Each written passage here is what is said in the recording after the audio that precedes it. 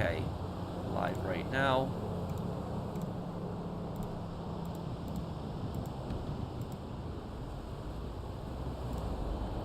Okay, hello everyone. How you guys doing?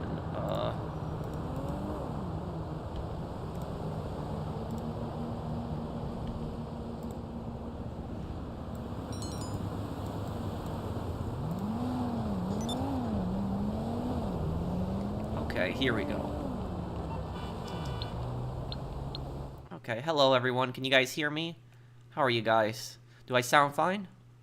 And we'll do Rise of the Ronin on Monday. Tomorrow we'll do part 2 of Rise of the Ronin stream. So for anybody wondering, it'll be tomorrow. Gilly Mask got unbanned. All his strikes are gone. That's good.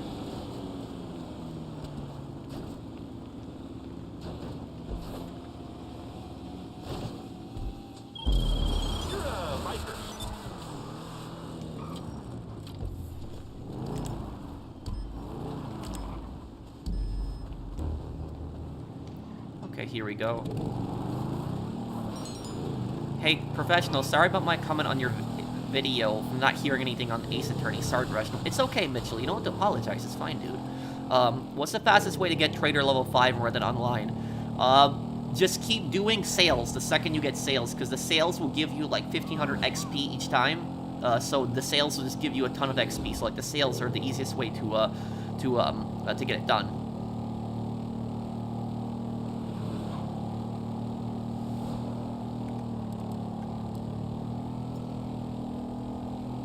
Did you check out the movie I mentioned yesterday? Which movie did you mention to me, Wasabi guy? I'm sorry, man. I'm just trying to remember. Just remind me, which movie did you ask me about? I might have looked it up. I'm sorry. I'm just constantly on my computer all day, so I'm just looking up so many things always. Thank you, Anthony, for sponsoring the channel. No, that one I didn't look into it. I'll look into it tonight, so tomorrow if you come by the Rise of the Ronin stream, I'll let you know what I think. Carl, you're my favorite YouTuber. Well, thank you, Rocco.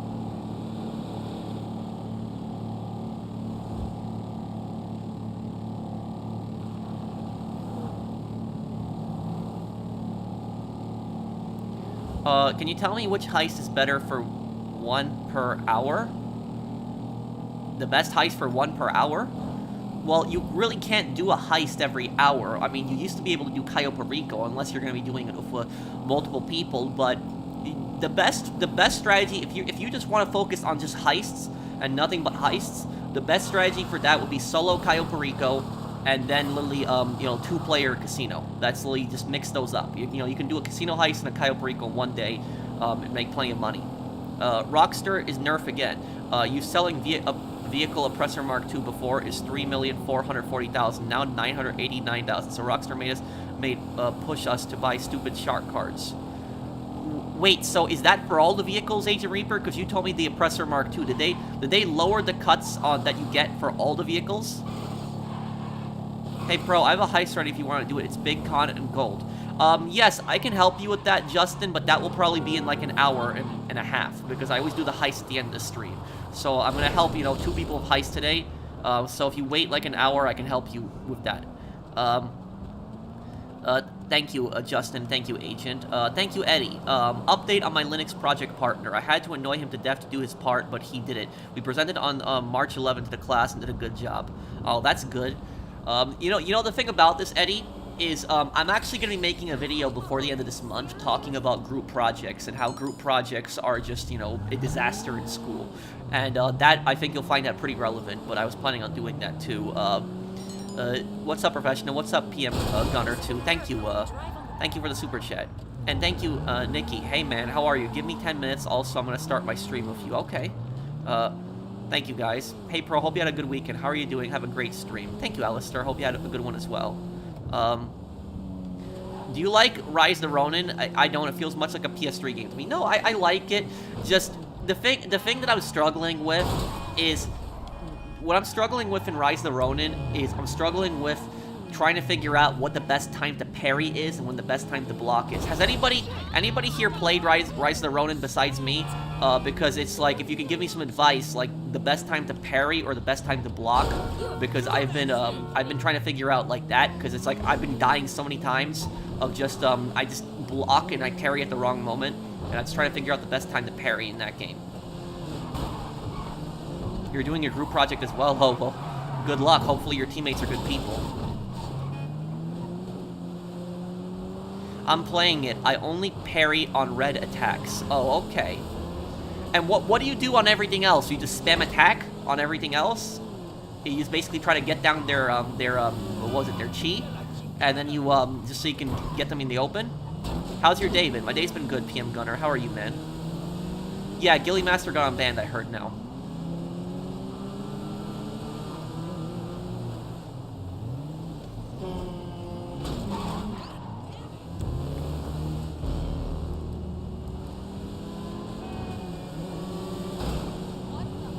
My man, you rock with the Gustavo Fring outfit. Thank you. You guys want to know something ridiculous? Is the Gustavo Fring glasses, I haven't been able to get them. So I've been trying to get the glasses from Amazon. The first time when I ordered them from Amazon, I had an empty package that came. It was just empty. There was no glasses inside, just an empty envelope. And what ended up happening, I called up Amazon and I just said I want a replacement. And they sent me like replacement glasses. And guess what? When I checked my order, you know what it says? It says package was lost in the mail. So it's like package was lost. You can request a refund now. That's ridiculous. It's just so dumb. I'm gonna buy glasses from a different seller because it's like 2 times in a row just having something that stupid happen.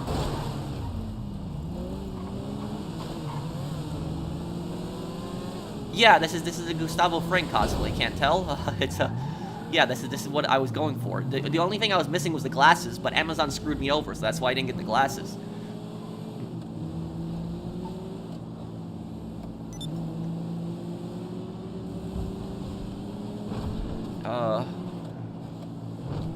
Have thoughts on Robert E. Lee? You're talking about the Confederate general? Well, I mean, ultimately he was a traitor. That's what it was. Is, you know, the thing about Robert E. Lee is here's what happens is a lot of people, when it comes to Robert E. Lee as a historical figure, a lot of people point to him and say that that's proof that the Confederacy supposedly wasn't fighting for just slavery, because Robert E. Lee was against slavery.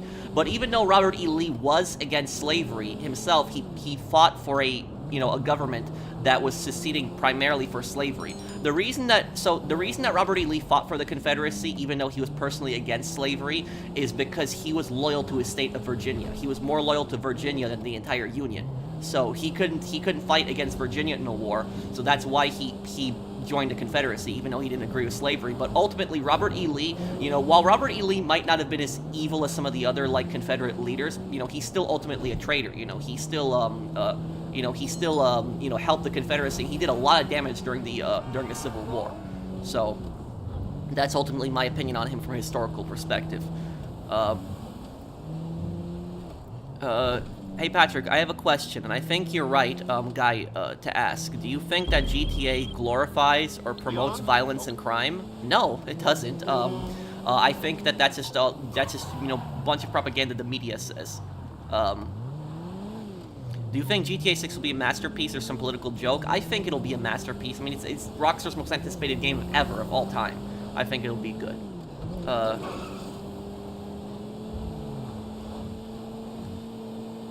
Thank you, Mr. Nowhere. Thoughts on Agent Harris from The Sopranos? Why did he help Tony in the end? He was the agent who was the least antagonistic towards Tony in the earlier seasons. I think one of the reasons that he helped Tony was because he missed working it against organized crime. He hated his terrorist task force job because he was in charge of, going after terrorists. He hated his new job. He preferred, just going after organized crime. And basically helping Tony was kind of more like helping his home team. That's what it was like. Like, he preferred the New Jersey Mafia winning than the New York Mafia. It was kind of more like that, like helping his home team. That's ultimately what it was about.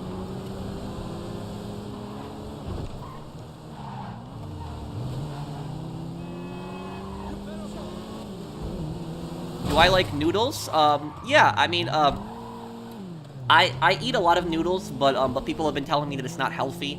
But yeah, I like noodles, and the reason I like noodles is because it's like a late night snack that you can make. It's like, even if you're exhausted, if you're about to, like, you know, fall asleep, it's like a late night snack that's so easy to make. And it's, you know, it's warms you up, you know, it's a nice snack to have. So that's just, you know, I love noodles, and I always like them. I like ramen too, so. Did you hear about Boeing assassinated a whistleblower? Yeah, what I will say about that is it's just really suspicious. Like, I'm not going to get into conspiracies here personally, but I'm going to say it's just really suspicious that, like, you have a guy that was, you have a guy who was some kind of executive that was supposedly going to expose Boeing, and he just, you know, died, supposedly killed himself. So, like I said, I'm not going to get into conspiracies, but the one thing I'll say about it is it's extremely suspicious. So I'm not going to say that it's a conspiracy. It's not a conspiracy, but ultimately I'm going to say it's that it's really suspicious. Here's one other thing. Here's one thing that people don't know. Boeing, the plane company, they're actually one of the largest military contractors in America. You know, they're one of the biggest people in the military-industrial complex, is Boeing. So just keep that in mind, personally. Same, I like noodles and ramen. The only thing I don't like is it's high in sodium, but at least I can cut back on the seasoning. Yeah, it's great.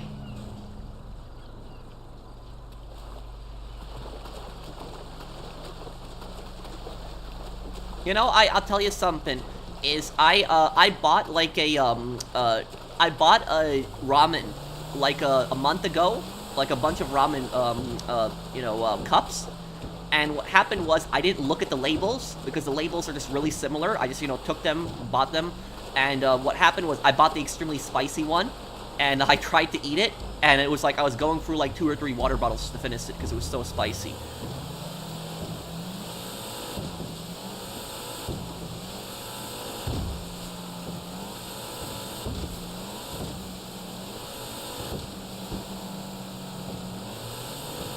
Okay, Professional, can you do a video on April Fools?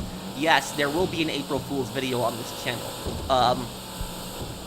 The only thing that I'll tell you guys about my April 1st video, the only thing, I don't want to spoil it, but the only thing that I'll tell you guys about it is it's going to be a GTA 6 video.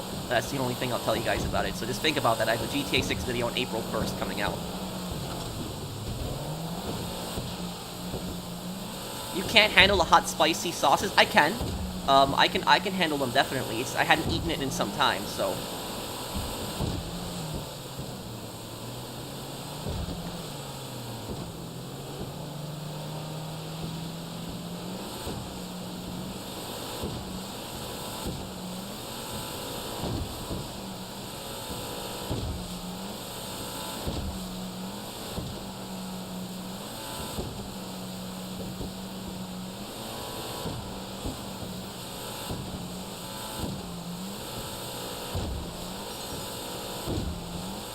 Do you like McDonald's? Sure. You know, I don't know why people think that McDonald's is disgusting. I actually like eating McDonald's. So I don't know, like, you know, why people say that. I guess it's because people are just complaining about it being unhealthy. I get that it's unhealthy, but, you know, I like it. But it's a shame how expensive McDonald's is nowadays. It's like, I remember when I was a kid, it was so much cheaper than what it is now. Remember, it's Dmitry Ratskalov, not Raskalov, yep.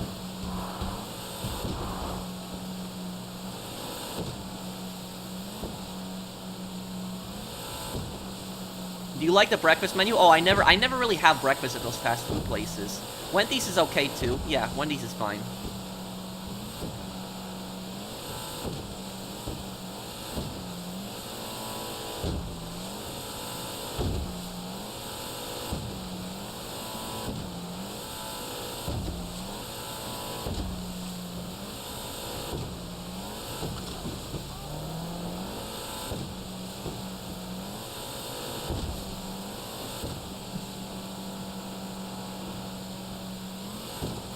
You may like to know that Gilly's False ban from Xbox been lifted. Thank God that's done with. It was so stupid. Yep.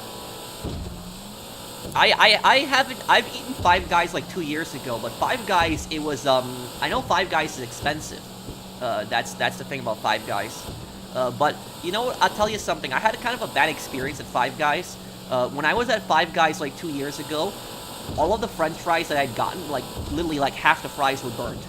Like that's like what it was. Like I never had that experience really at a fast food restaurant where that many fries been burnt. Maybe I'll go in the future, but that was like an experience I just had at Five Guys once.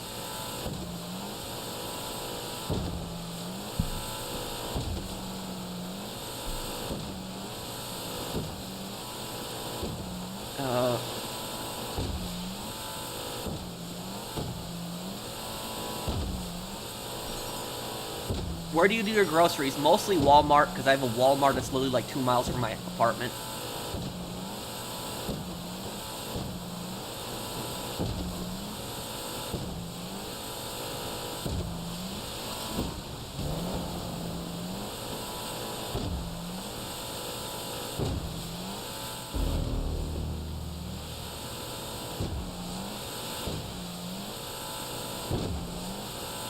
Thoughts on halal food, like chicken over rice?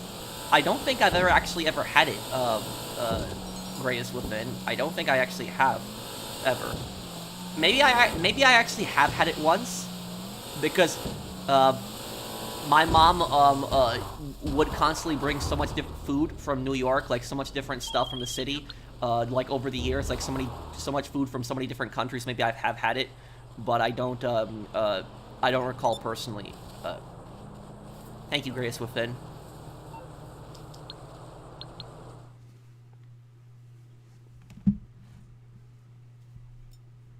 I'll eat any kind of food. The only thing that I won't really eat is I won't eat when it's something like extremely sweet, extremely sweet mixed with other foods.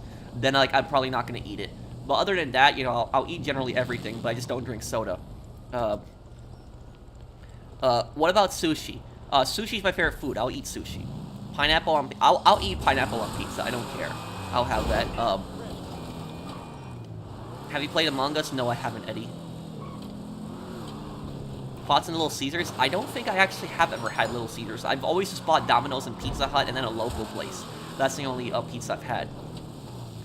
Speaking of which, I'll tell you guys a story about Domino's. Domino's has... my Domino's pizzeria, at least the one close to me, because I have a Domino's that's like a mile from my house. It's so close, or apartment. But it's about the Domino's places. They have really good customer service. Because I placed an order on the app like 2 weeks ago. And when I placed the order on the app 2 weeks ago, they were supposed to deliver at like 8 p.m., but they didn't deliver at like 8 p.m. They ended up delivering at like 9, a little bit after 9. So it's like the pizza was delayed by like an hour.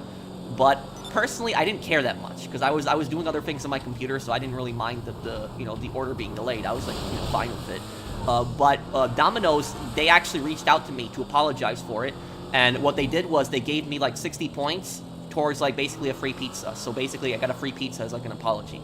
So that was so I had that pizza, and then they gave me like a free pizza afterwards. So I would say that they had some pretty good customer service. Whenever you come back to New York City, you gotta have the halal platters, especially the ones from the food carts trucks. Yeah, I'll take a look at them. My favorite food though, my favorite cart food in New York City was always the salty pretzels. Those were my favorite one.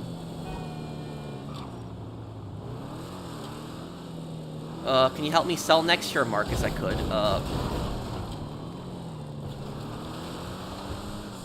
I ordered Domino's 3 years ago from my local branch in Scotland. There was a cockroach crawling in the box. Oh, that's disgusting. Yeah, I would ask for a refund at that point. And honestly, if there is something like that, you could probably call like the government. Like I don't know how in the UK it works, but you could probably call them in to do like a health inspector or something like that, because that's disgusting. Do you like garlic bread? Oh yeah, I like garlic bread. Do I think Henry was a rat from Mafia 2? Yes. I do think he was a government informant. I don't think he was a government agent. I think he was a government informant. But yes, I do believe he was a rat.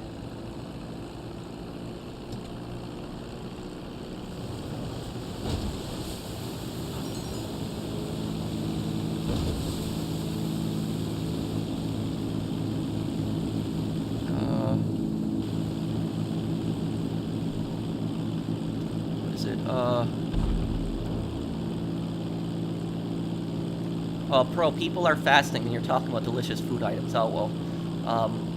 I respect everyone's religion. A couple of my family members are, a couple of my family members back in Poland who are Muslim are actually fasting, but my, I'm an agnostic. I don't really have any, religious affiliation, but I respect all the religions.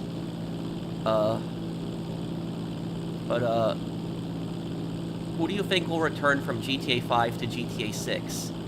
From GTA 5 specifically, I don't know. I'd have to think. I think Roman is gonna come back in GTA 6. I think he's gonna be in GTA 6. I think that Roman, possibly Brucey too. You know, I can imagine Brucey going to like the clubs in like in Vice City.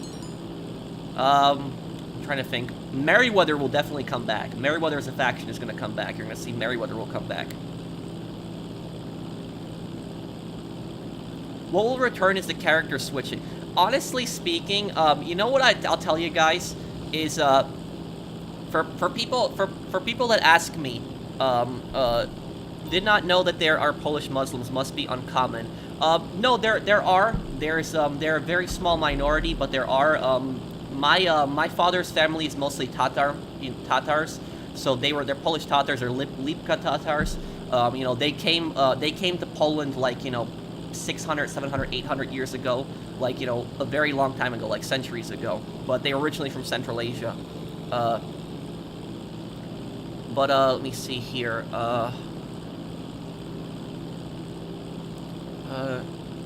Have you ever heard or seen the movie A Bronx Tale? Yes, I've actually seen A Bronx Tale. Bronx Tale is a great movie. I love Bronx Tale. What about your mom? Is she a Tatar too? No, my mom is Polish Slavic. My father is a Polish Tatar. Who are the fake cops in Mafia 2? Great question. I think they are Falcone's men.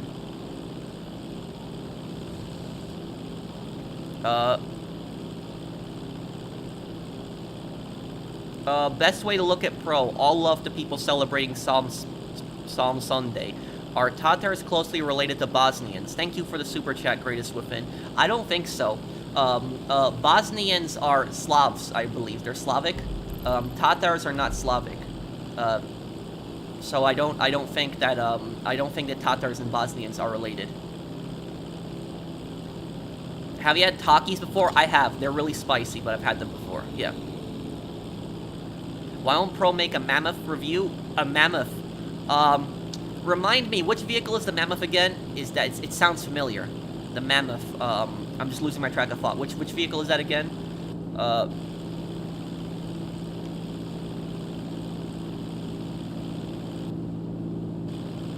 Do you buy NVIDIA stocks? No, I don't do the stock market anymore. Oh, the Hummer. I'm stupid.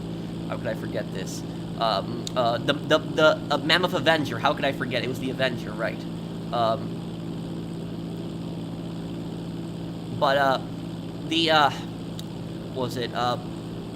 No, I have stayed away from the stock market. I don't really do stocks anymore. I don't do it anymore. The reason I don't do stocks anymore is because it's too risky.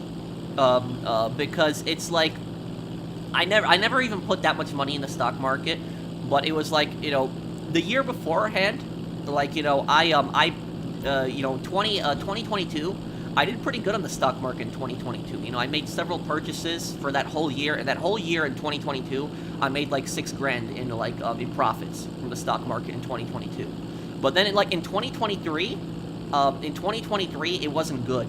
In 2023, it was like that $6,000 basically turned into $2,000. So I was still $2,000 up, like positive. So I still made like a $2,000, profit. But like it went, down, and I just got rid of it, and I I took the $2,000 profit, and that was just it. So I could have had $6,000 if I just didn't do anything in 2023, but $6,000 went to $2,000. So that's personally is I don't do the stock market anymore. I'm just staying away from it. It's not it's just too what's the word that I would say for it? Too volatile. There's just so many random things that happen with the stock market, and it's just so unpredictable. There's just things out of nowhere. Like I'll tell you guys an example. Like the last straw for me, when I decided to just stop doing stocks in general, because like pretty much I still use Robinhood, but the only thing I use on Robinhood now is I just use the 5%, interest thing. So if you have Robinhood Gold and you put your money on there, you can get 5% back every year for whatever money you have. So that's what I basically do, is I keep a lot of my money in Robinhood, and I just keep 5% interest.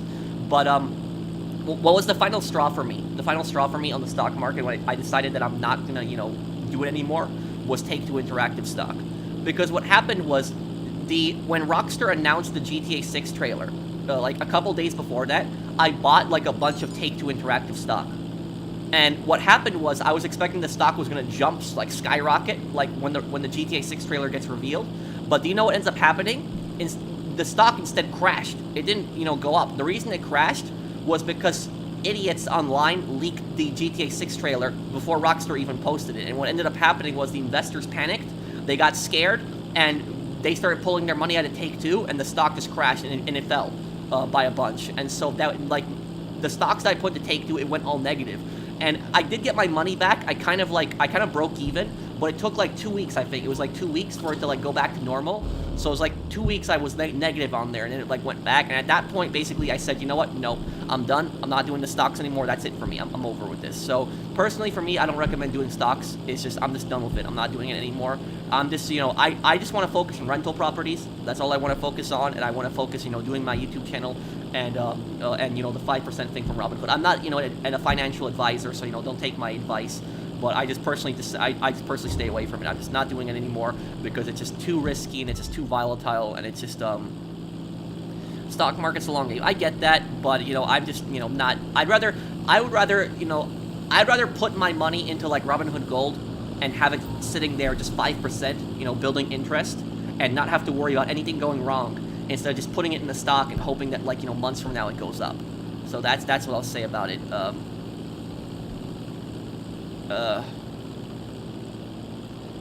Oh, I missed a super chat. I'm sorry. Who do I think is the most evil fictional character? The most evil, fake character? Well, the most evil character in a video game that I've ever seen is, Hitler in Sniper Elite, in the Sniper Elite games. But the most evil fictional character that's not real, that would have to be, probably Vladimir Makarov. Yeah, I'd say Makarov is probably the most evil character in a video game, because the fact that Makarov started a war that killed like millions of people. He had no regard for life, and just a complete psychopath. I'd say Makarov probably. This stream is sponsored by Gator Tacos, made by Florida man who is not on meth. Thank you, Dreadnought. Thank you for the super chat. Oh, Darth Sidious. Yeah, Darth Sidious, I would say, yeah, too. I would put that. But if we're talking specifically video games, it would be Makarov, just video games. But if we're talking just fictional characters in general, yeah, I would say the Emperor. Yeah, the Emperor, probably. Yeah, yeah. I completely forgot about Star Wars for a moment. Thank you for reminding me.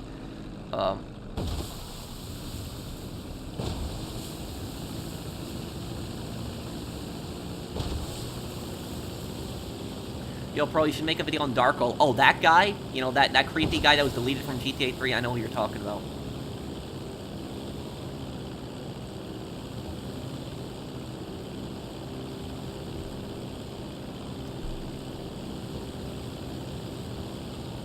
Thoughts on Michael killing Fredo? Was it the right choice? Was it the right choice to kill Fredo off? Here's what I'll say about killing Fredo off. Killing Fredo off, Michael killing Fredo in The Godfather 2, logically was the right thing to do. But morally was not the right thing to do, if you understand that. That's why it's so conflicting. Morally, it's the wrong thing. It's his brother, he's broken over that. I don't think that, for people wondering if Fredo was still a threat, I don't think Fredo was a threat anymore. He wasn't a threat. I don't think he would have tried anything on Michael, so I don't think he was a threat anymore. But logically, Michael had to get rid of Fredo logically. And the reason that Michael had to get rid of Fredo is because, think about it this way. If anybody else Because when you join a mafia family, you basically pledge, your loyalty to the family, that the family is above everything else, that you pledge to never betray the family, you swear, to protect the family and never betray it.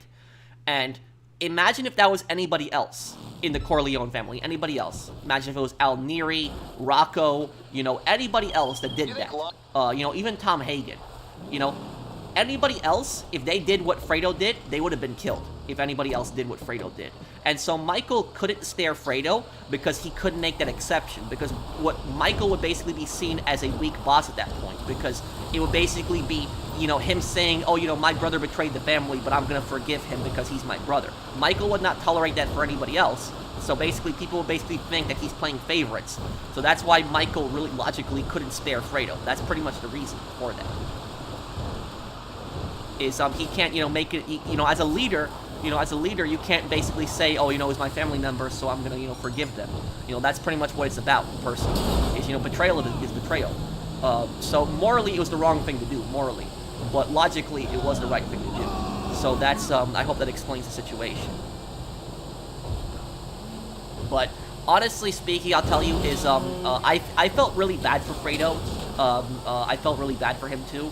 But I tell you about Fredo is, I don't think that Fredo meant for harm to come to Michael. I don't think he was trying to have Michael killed. I know there's like a lot of people debate that like he was trying to have Michael killed. I don't think he knew that Hyman Roth was gonna kill Michael. I don't think he knew that. I think that Fredo probably thought that that Hyman Roth was gonna steal some family secrets from him, or get some kind of financial something something on the Corleone deals. That's probably what Fredo thought. I don't think he actually thought that that I don't think Fredo was that cold-blooded that he would risk Michael and his wife and kids being killed. So I don't think that he personally thought that that Hyman Roth was going to kill Michael.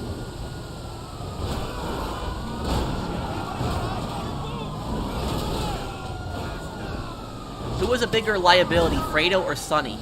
Fredo ultimately, because Sonny was hot-headed. Here's the difference between Sonny and Fredo. Sonny was hot-headed. He was too aggressive, and he could start fights, but he was loyal. That's the thing about him. He might be aggressive, but he's loyal. He's not going to betray the family. Fredo, on the other hand, is, I would say, weak, and he's easy to manipulate, and he ultimately betrayed the family. So I would say that ultimately Fredo is a bigger liability. But I will tell you about this, though, is that out of all the people in the Corleone family in The Godfather, Michael is definitely the most cold-blooded out of all of them. He is the most ruthless, Corleone family member, and the most cold-blooded, because I'll tell you something, I don't think that Vito Corleone would have Fredo killed. I don't think Vito would have done that. Because for Vito, family basically meant everything. We're talking about The Godfather. I don't think Vito would have done that. I don't think Vito would have had Fredo killed. I don't think even Sonny would have had Fredo killed. So even Sonny, despite the temper that Sonny had, I don't think that Sonny would have even killed Fredo off. So I think that that whole scene with Michael killing Fredo, that whole scene was basically to show you just how ruthless Michael Corleone was. That's ultimately what that was about. I hope that answered your question.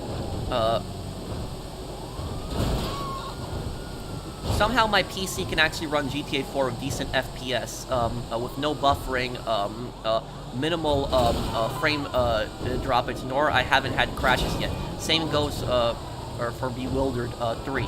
Oh, okay.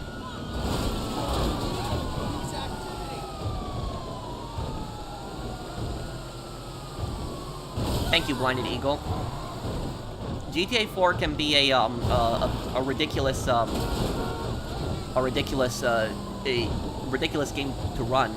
So I'm a bit surprised that you can run it fine on your computer, but hey, there's that. So you don't recommend me doing stocks, not even when GTA 6 releases? Look, if you want to do stocks, though, dude, is look up some information, and look up some information on it. Like, try to get used to the markets, do your own research. But here's what I'm gonna tell you something, and I'm gonna give you two big pieces of advice if you're gonna choose to do the stock market. Two big pieces of advice I can give you: stay away from penny stocks. don't touch penny stocks. I'm not a financial advisor, so, don't take my advice for granted. But if you're gonna be doing stocks, stay away from penny stocks. Stay away from them. Because a lot of people, what they tend to do is they tend to buy up penny stocks, and they think that they're gonna get rich really quick. That's basically what people do, because penny stocks, people can buy tons of shares of them, and if they go up like significantly, people can make a lot of money. That is true, but you can also lose a ton of money from penny stocks. So stay away from penny stocks. Don't do them. If you're gonna be buying any kind of stocks, buy stocks that are respectable companies that aren't gonna fail, like Amazon, Apple, Sony, these are companies that are not gonna, the stock isn't gonna collapse overnight. It's not something that's gonna, the stock isn't gonna lose half its value overnight. So that's what I'll say about the stock market is, if you're gonna buy stocks, buy respectable companies that have a good image, companies that make a lot of money typically and do well. But don't buy the penny stocks. Like I said, I'm not a financial advisor, so I'm not an expert on this, so don't do whatever you want to do with my advice.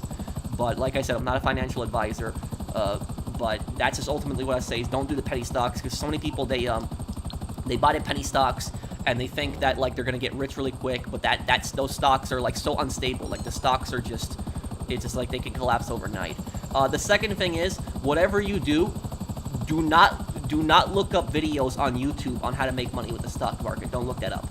Because there are all these clickbait YouTubers out there that do all these videos, and they do videos they're saying oh, buy this stock this week, it's gonna jump 200%, and it doesn't happen. So don't watch those videos. A lot of people click on those videos, they're massive clickbait, and they tell people, oh, buy this stock this week, blah blah blah. Don't listen to that. Don't click on those videos. So that's a lot of people fall for that.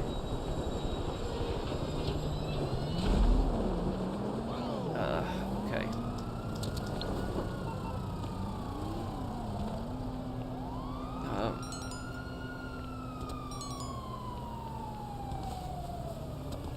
Pro, deadliest battle in the Clone Wars? The deadliest battle in the Clone Wars, I forget the name of the planet. But the battle isn't canon anymore. It was in Legends. The deadliest battle in the Clone Wars, it was I know it was a human planet, and this human planet was a poor planet. They didn't have a lot of money. Their economy didn't do well, and they asked the Republic for help several times, and the Republic just wouldn't help them. And what ended up happening is that planet had a lot of natural resources, and when the natural resources were discovered, the Republic basically tried to exploit the resources on that planet, and the people on the planet got pissed, and they basically joined the Separatist Alliance. And that was that planet was the biggest battle of the Clone Wars. The clones ended up losing. The Separatists won that battle. It was the most brutal battle of the Clone Wars. I forget the name of the planet. Jabeam. Jabeam. That's the name of the planet. Yes, that's it. It was that was the planet. It was Jabeam.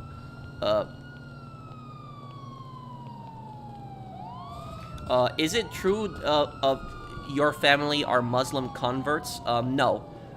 My family, my father's family are mostly Tatar Muslims, but they're not converts because they were always, Muslims. So, they were, their grandfathers were Muslims, their great-grandfathers were Muslims.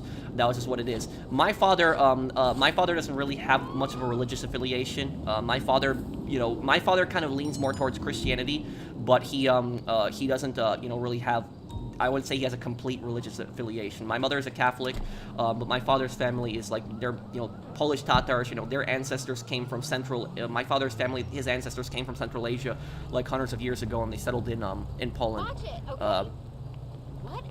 Let me see, and thank you, Toyota, for the super chat. Do you know who Oswald Mosley was? Yes, I know who Oswald Mosley was. He's a traitor. That's what he was. He was basically a Nazi collaborator in Great Britain. He led the British Fascist Party. I don't know if he actually physically collaborated directly with the Nazis, because he probably would have gotten arrested for that. But he was a traitor. Ultimately, he supported fascism. He was a scumbag. So it was Oh, okay, Pro, I'm also streaming. Check if you want, I can send links. Okay, thank you, Nikki.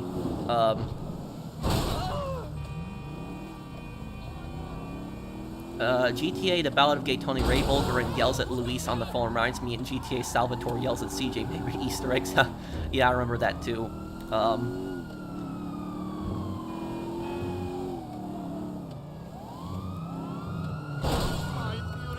what's up, everyone? Pro, thanks for your streams. I've fallen back in love with history, and I've been studying for the last couple of months.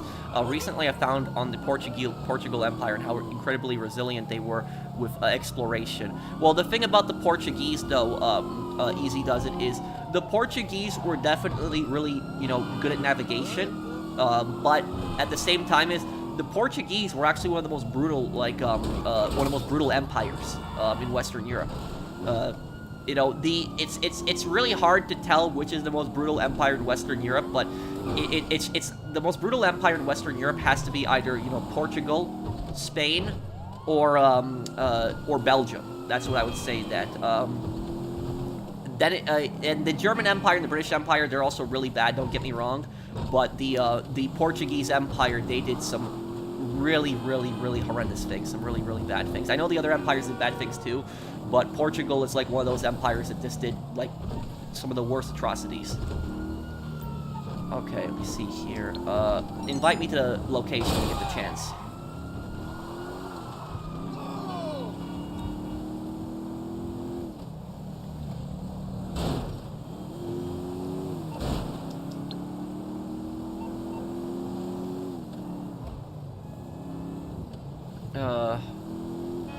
Let me see here. What dictator had the most brutal deaths? Well, what do you mean, the dictator that killed the most people? I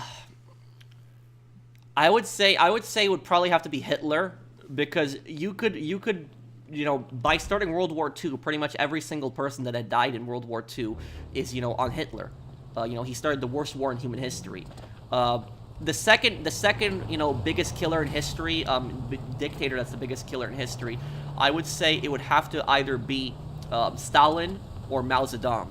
How many properties do you own? Rentals too. Here's the thing about this, is you can make the argument that Stalin was a bigger murderer than Mao Zedong was, because here's what's a little confusing about history is Mao Zedong killed more people, but Stalin murdered more people, if that makes sense.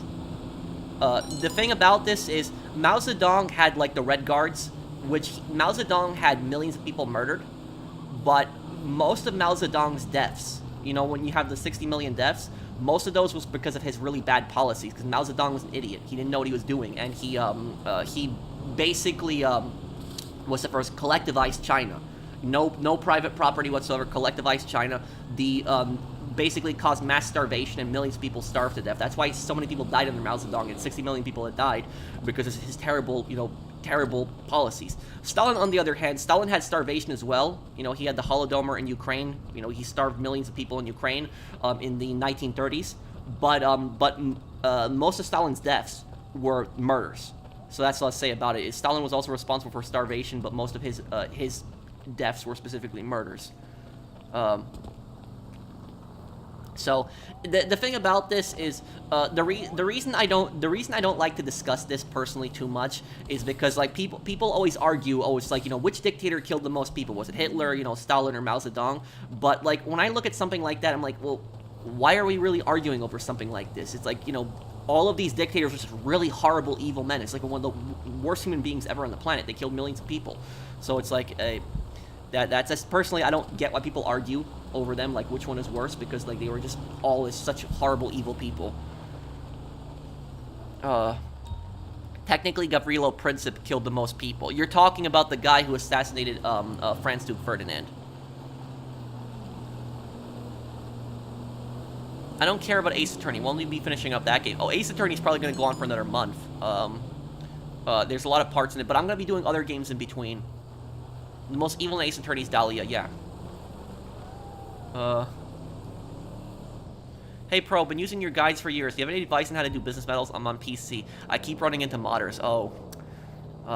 That sucks though, dude. Thank you, T-Boy. What I'll say about it is, if you want to do business metals and you're running into modders, if you and your friends start up like a session, like a private session, and you get like 5 people in there, business metals will spawn. I think it's like 4 people. 4 people is like the minimum. But if you get like 4 people in a private session, business metals will spawn. So that's like one way to do it. But thank you, Easy Does It. Thank you for the super chat earlier also, and your largest super chat on the stream today, $50 super chat. Thank you, man.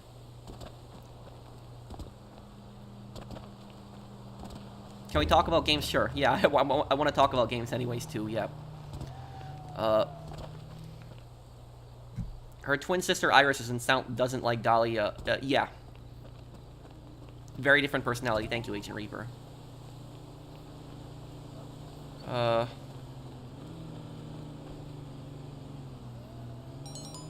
meant dictator that had the most brutal death. I don't know. I have to think about that. Need more people? Oh, let's see here.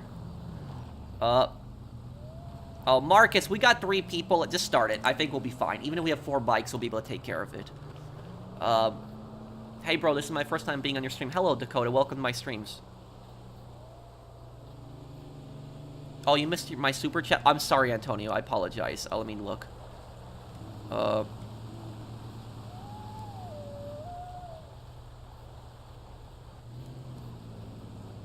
Just saw your squatter video. Is it common in the U.S.? It can be. It depends on the state. Some states it's a much more massive problem. Like I would say New York, California, Illinois, those states have a really bad squatter problem. And also squatting is a problem in all states. So there's so it's not just those, but those states I've noticed have the most amounts of problems with them.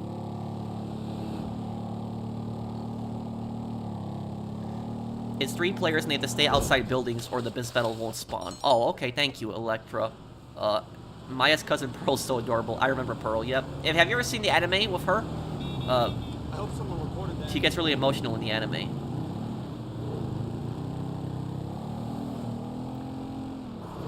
What's wrong with doing squats? We're not talking about people who work out. I'm assuming you're trolling. We're talking about people who basically trespass on people's property.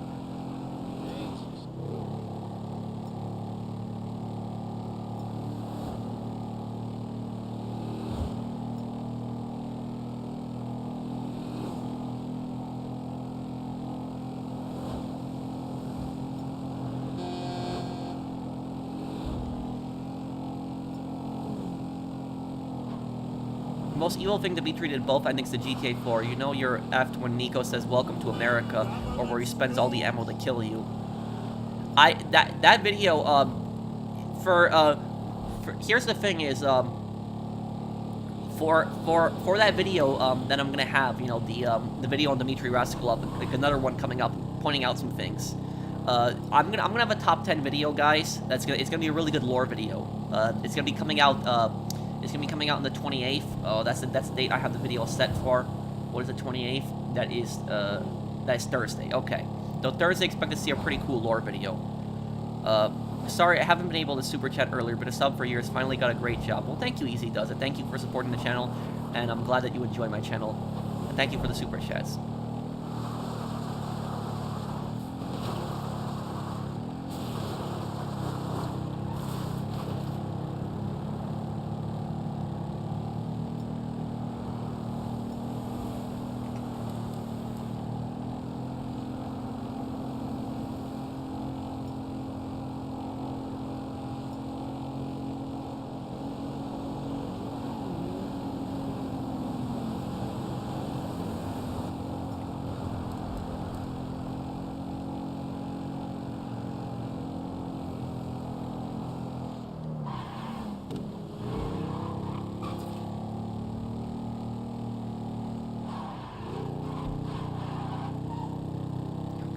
Go.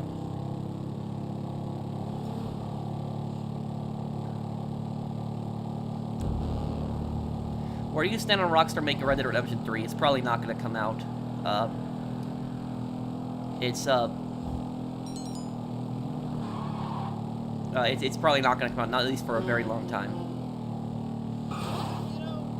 Was your parents' complex the same as Joe's complex? You mean Joe's apartment? No, it was a lot smaller. if you want to know the type of property that my parents had when I was growing up, they had a small apartment building in Queens. The small apartment building, it was very, very similar to Mr. Ditkovich's building. If you ever seen Spider-Man 2 and 3, Mr. Ditkovich's apartment building, it has like 2 or 3 units in it. That's basically the type of building I grew up in.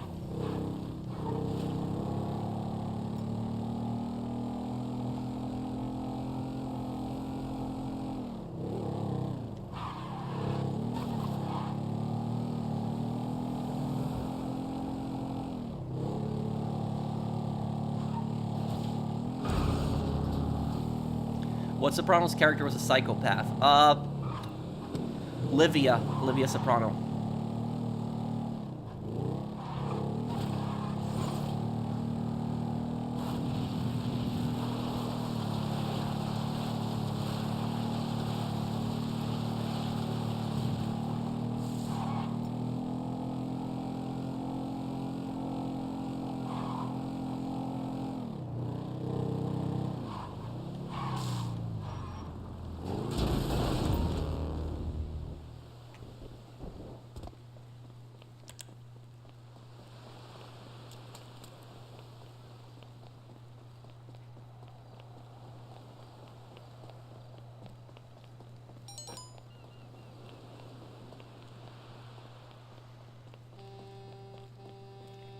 Oh, I don't know when I'll get around to it.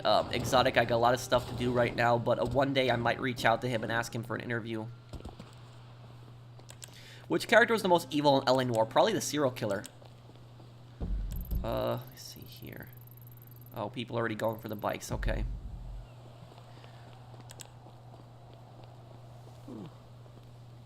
Why aren't you selling in a public session? Because I can't play in a public session, dude. Because if I try to play in a public session, what's going to happen is I'm going to have people that are going to constantly join in, and they're going to constantly orbital cannon me, blow me up, and talk crap. It's going to get really toxic, and it's not going to be worth playing in it personally.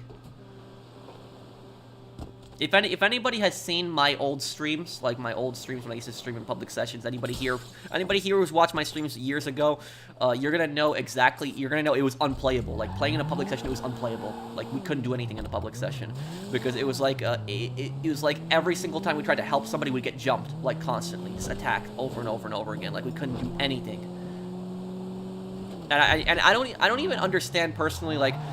I don't understand personally, like, why these people were just constantly jumping me. Like, I don't talk crap. I'm not toxic. I don't get into drama. I don't even PvP. So I don't know, like, why these people are just constantly, like, you know, constantly joining my sessions, trying to blow me up, destroying cargo. It's probably for attention or some crap. Probably for their 1 minute of fame on YouTube. But it's just, that. Why have you never watched Breaking Bad? I just never got around to it. Thank you, RIP.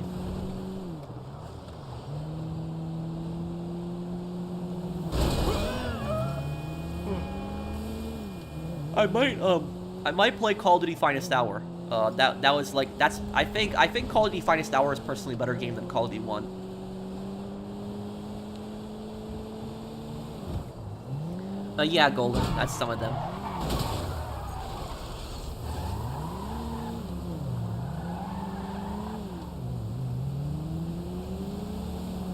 Yeah, it was Officer. Favorite TV show? Probably The Sopranos.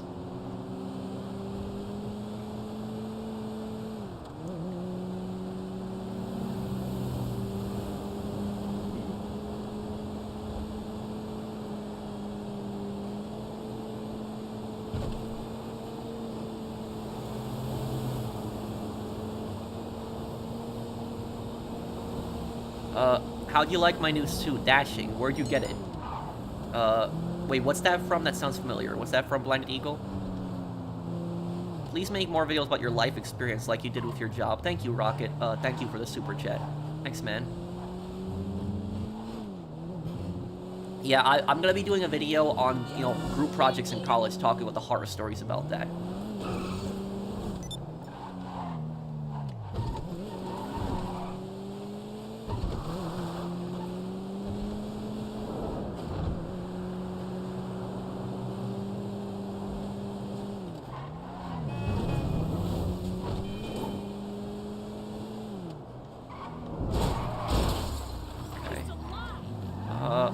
That's from Spider-Man 1 when you fight Electro. Oh.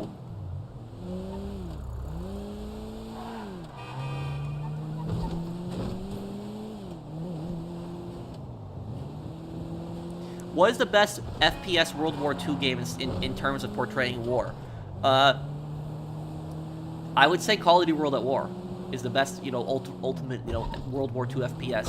If you're wondering what the most realistic World War II game that I've played, first-person shooter, is Hell Let Loose. That's the most realistic one I've played.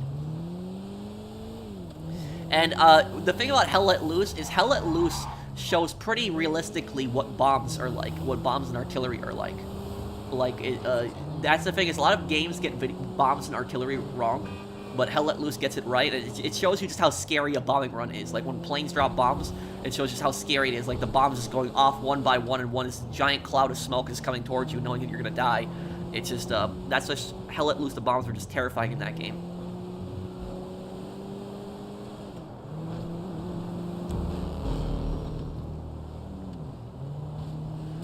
Have to leave the stream. Bye. Okay, I'll see you, Rizones. Take care, man.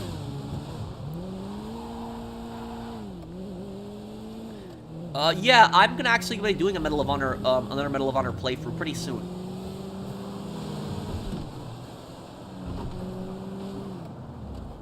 Pearl, the most evil Jedi during the Clone Wars? It would have to be the Pong Krell. Yeah, that guy, the guy who betrayed Rex, but he wasn't really a Jedi. He was more of a traitor. I would say the most evil Jedi in the Clone Wars would probably have to be Coyote Mundi. He's probably the worst one. That guy has like no empathy for anyone.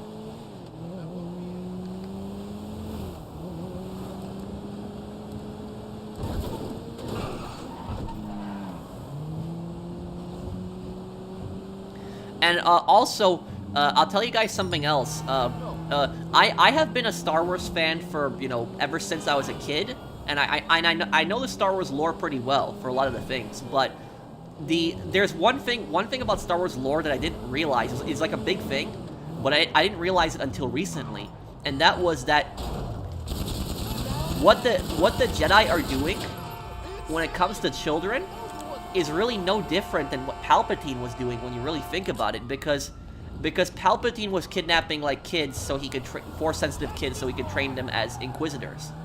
But the Jedi were doing the exact same thing. When you think about it, the Jedi were kidnapping children as well. The families didn't really have a choice whether the person was going to be trained to be a Jedi. If they were Force-sensitive, they were taken. That was pretty much... I didn't even realize that until, like, years later. I've been following Star Wars for so long, I didn't even realize that the Jedi were kidnapping kids. But yeah, they do that. They take their they take kids, so these kids don't really have a choice whether they want to be Jedi or not. They really do. When you really think about it, the Jedi that's done the exact same things the Sith done.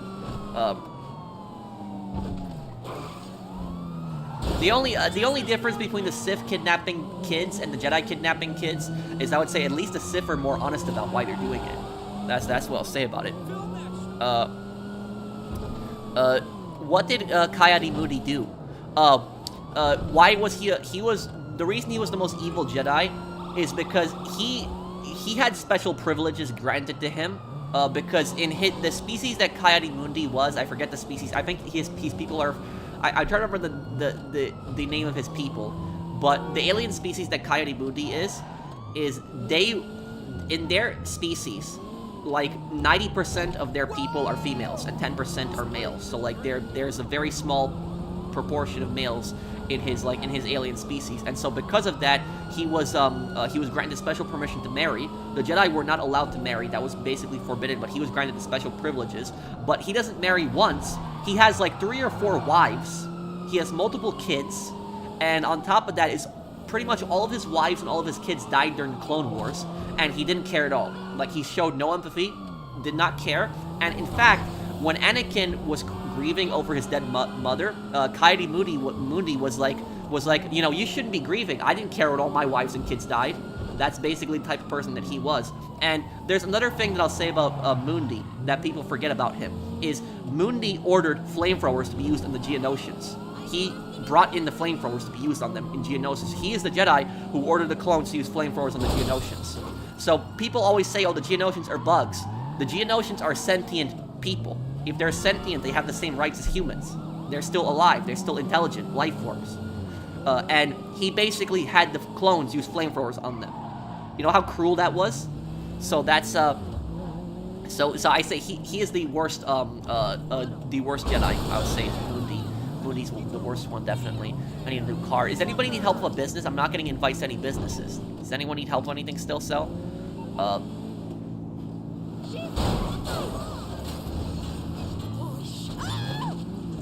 The Jedi deserved what happened in episode 3. Well, what I'll say about that is I wouldn't say the Jedi deserved what happened to them in episode 3. I would say they brought it on themselves. That's what I would use that term. Instead of saying that they deserved it, I would say they brought it on themselves. My reasoning is a little different on that. Because ultimately is a lot of this crap was their fault. And here's the thing: if you watch the TV show Star Wars: The Clone Wars, you really hate the Jedi Council. Like, the Jedi Council sucked. Like, they were a bunch of idiots. They were bureaucratic fools. That's pretty much what they were. And honestly, if you want to know my opinion, who was the best Jedi of all time, the best Jedi of all time was Qui-Gon. By far, definitely. Qui-Gon. He was better than Yoda. But 100% the ultimate best Jedi.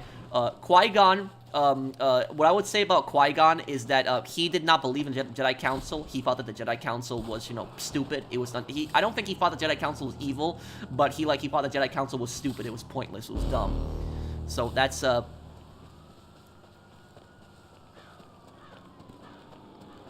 Did you watch the Acolyte trailer, Pro? Isn't the Acolyte that one show that's like that people are getting really pissed off over right now? Like, people are getting really pissed over it. Can somebody explain to me why people are getting so pissed over the Acolyte? That's the only thing I heard about, is that people are saying it's really bad. But like, why are people getting so pissed over it? Is there something bad about the show? Does it like violate the lore or something? Let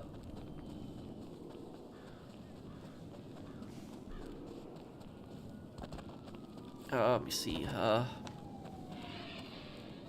Pro, have people in Star Wars like Darth Maul and Darth Vader ever fought? I think that Darth Maul and Darth Vader fought in Legends, in the books, but I don't think they didn't meet in canon. How long till you play a heist? I could help whomever. In like 10 minutes, I will help. I'll help Justin with his heist, and then I will help. And then I'll help Melons with his heist. Or I'll help Melons first, and I'll help Justin after.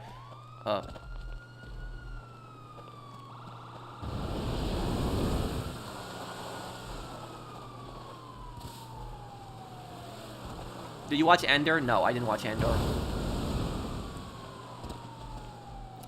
I got a question. The main character in Andor, wasn't he like a former separatist? That guy? I'm just trying to remember. I remember one of the rebels was like a former separatist.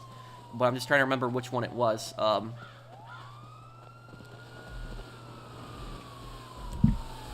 let me see here. I'm gonna spawn a helicopter. This is a Gustavo Fring cosplay.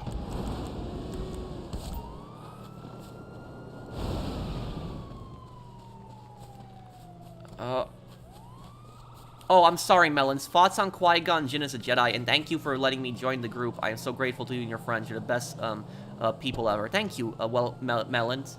But I did kind of answer that one. I didn't see your chat. But yeah, Qui-Gon, I would say, was the best Jedi of all time.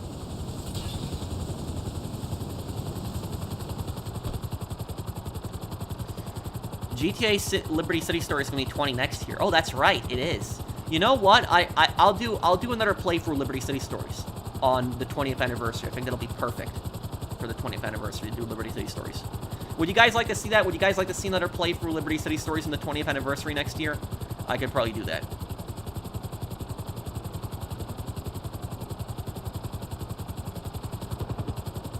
Okay.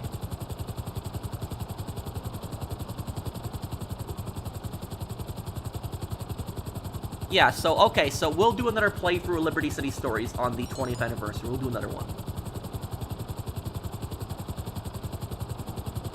Yeah, no, I remember, Brandon. But Brandon, I think the isn't it tomorrow? I think I scheduled it for tomorrow, not on Wednesday. But I'll check my schedule again. But I think it was for Wednesday, no, Monday. I mean, but I have to go back and check.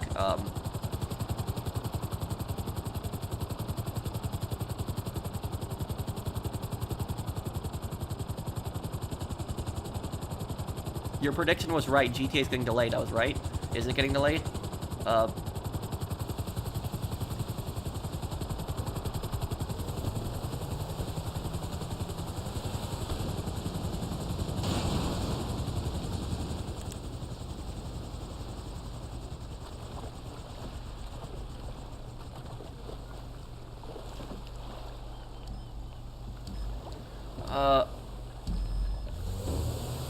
Well, I would say, Fernando, I would say that both the Jedi and the Sith are wrong. That's what I would say. I would say that the Sith are evil, but I would say the Jedi are just wrong. That's what I would say about it. I think that, personally, what is it? Is it called a gray Jedi? What's the name of the what's the name of a Force user in Star Wars who uses both the light side and the dark side? Is that a gray Jedi? I'm trying to remember what it's called, because I know there's like a there's like one Force user that uses both light and dark side. I'm trying to remember what that one is called. Somebody let me know. Is it gray Jedi? I think it's gray. Is it?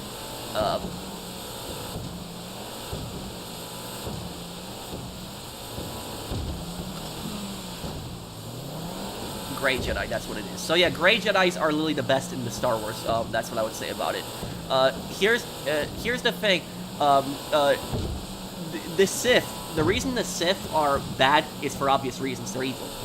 They're power hungry. They're evil, and they don't stop craving power. The reason the Jedi are wrong is because the Jedi don't know how to kill. That's what I would say about it. Because some people you need to kill, like really bad, evil people. That's what I'll say about it. The Jedi, sometimes the Jedi are just, like, you could have the most evil person in the world. Like, you know, somebody who killed, like, millions of people. Like, if Emperor Palpatine surrendered to the Jedi, for example, like, I guarantee you they wouldn't kill him. They would probably take him as a prisoner. That's probably what they would do. So, like, somebody like Palpatine is too evil and too dangerous to be kept alive, like Mace Windu said. When Mace Windu was 100% right. When Mace Windu said Palpatine is too dangerous to be kept alive, he's 100% right on that. So somebody like Palpatine deserves to be executed. So that's what I would say is about the Jedi, is that the Jedi, like, they will spare the most evil, horrible person. I watched a few episodes of that one show, Tales of the Jedi. Has anybody seen that one? You know the part when Count Dooku goes to that one planet, and that one planet that he goes to is like a senator's son has been kidnapped, and Count Dooku goes there thinking that he's gonna be saving the senator's son, but you find out that the people who kidnapped the senator's son, the reason they kidnapped him was because the senator on that planet was corrupt, and he was abusing the people, and that's why they kidnapped his son, to basically get that to his attention. And what ends up happening is at the end of the episode, that senator basically comes in with his military police and threatens to basically kill everybody in the village and just murder everybody in the village and burn the entire village down. And what Count Dooku ends up doing is Count Dooku ends up force choking that guy, and then at the last second he spares him because Qui-Gon said so. And that's what I would say is that scene of Count Dooku choking that corrupt senator, that right there is proof the Jedi are also wrong. Because Count Dooku should have finished the job. He should have killed the guy. Like, I know he would have taken the father away from that kid, but that guy was a horrible guy. That guy, like, you know, so many people had suffered because of that guy. Like, millions of people had suffered because of him. So, like, if Count Dooku had killed that corrupt senator, that was, then that planet would have been better off. But because Count Dooku didn't kill that corrupt senator, he's gonna keep ruling, the Republic is gonna back him, and he's gonna keep abusing his people. So, when the Separatists said the Republic was corrupt, the Separatists were right when the Separatists said the Republic was corrupt. I'm doing import-export. I want to hear tips. One thing about import-export I'll say is if you're going to sell an import-export vehicle, make sure there's at least one person in the session. It could even be your friend. Because with import-export, you do get the high-demand bonus, but enemy NPCs won't spawn if you're doing a sell mission. They'll spawn on the resupply missions, but they won't spawn on the sell missions if you have at least one person in the lobby. If you're doing it solo, NPCs will spawn and they'll shoot up the car.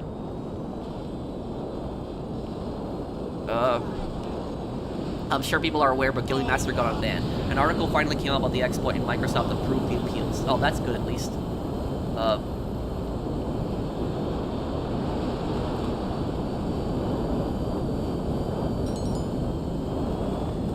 what did you think about Cal Kestis casually killing his enemies and it never being questioned in Jedi Fallen Order? I don't think that Cal is really a, I don't think that Cal is really a, really a Jedi. He's not a dark side user either, but Cal has killed plenty of people, but everybody that Cal has killed deserved it, really, when you think about it. I haven't played the Jedi Survivor game. I haven't played that one yet.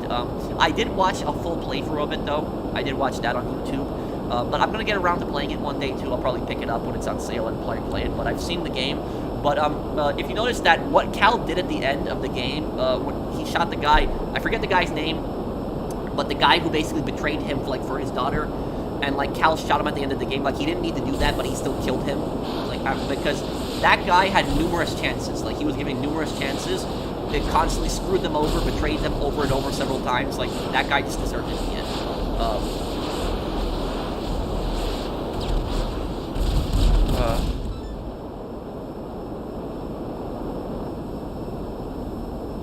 Bode, that was the guy, right? Yeah, so I thought Bode deserved it. I think he did, personally.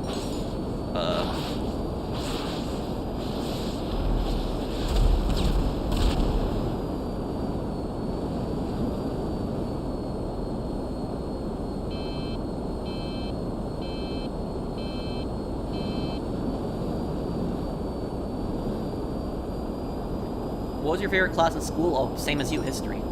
Do I enjoy Rise of the Ronin? I do, but it's just so hard. So hard.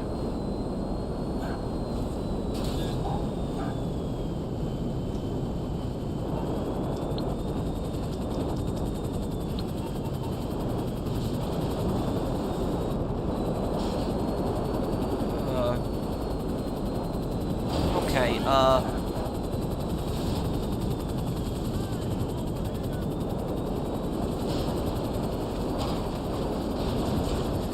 Do you know what I really want in these in the Star Wars world? What I'm constantly sick of, though, one thing I'm sick about the Star Wars universe is I'm sick of them constantly portraying either the Republic or the Rebellion. Like, I would honestly like to see a show, either live action or even animated, from the perspective of the Empire and or Separatists. That's what I would say. So, and honestly, if I had to choose, I would rather see a Separatist TV show than an Empire's TV show. But yeah, I would love to see a Separatist TV show, like a perspective from the Separatists, like it's a TV show as them as the main characters during the Clone Wars. I'd love to see that.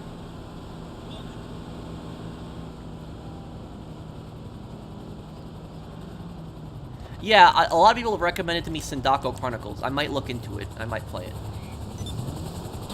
Why is this called an afternoon stream if it's nighttime? Well, when I started, it wasn't night. It was afternoon for me, though, but...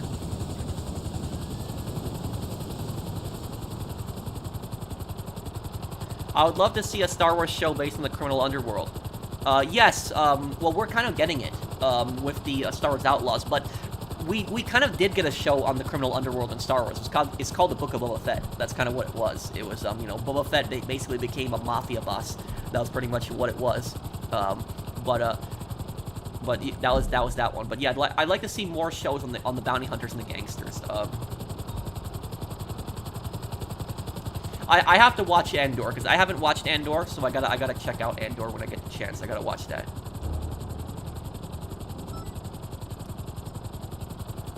I haven't actually watched the Book of Boba Fett. I haven't watched it, but it was but I do want to see it. Boba Fett is my favorite Star Wars character of all time. Like, he's my ultimate favorite Star Wars character out of all the characters. Boba Fett. So I have to check out the Boba Fett. I have to watch the Mandalorian. I've never watched Mandalorian. I have to watch that when I get the chance.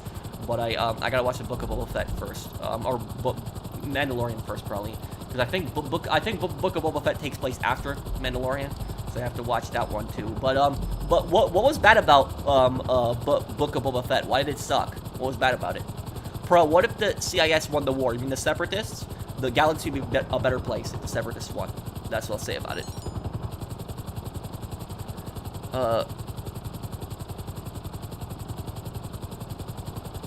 But yeah, my favorite characters were always the bounty hunters. They were always my favorite characters in the Star Wars universe. Were the bounty hunters. That's who I always liked the most. Were the bounty hunters.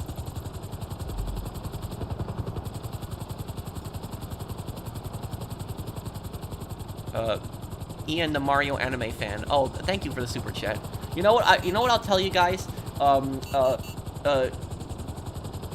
I would say my ultimate favorite Star Wars game would probably have to be the original Star Wars Battlefront 2. But my second favorite Star Wars game, my second favorite Star Wars game would have to be Star Wars: The Old Republic. I love The Old Republic so much. That MMORPG. I did play that back in the day. It's been years since I played it, but I did play it back in the day.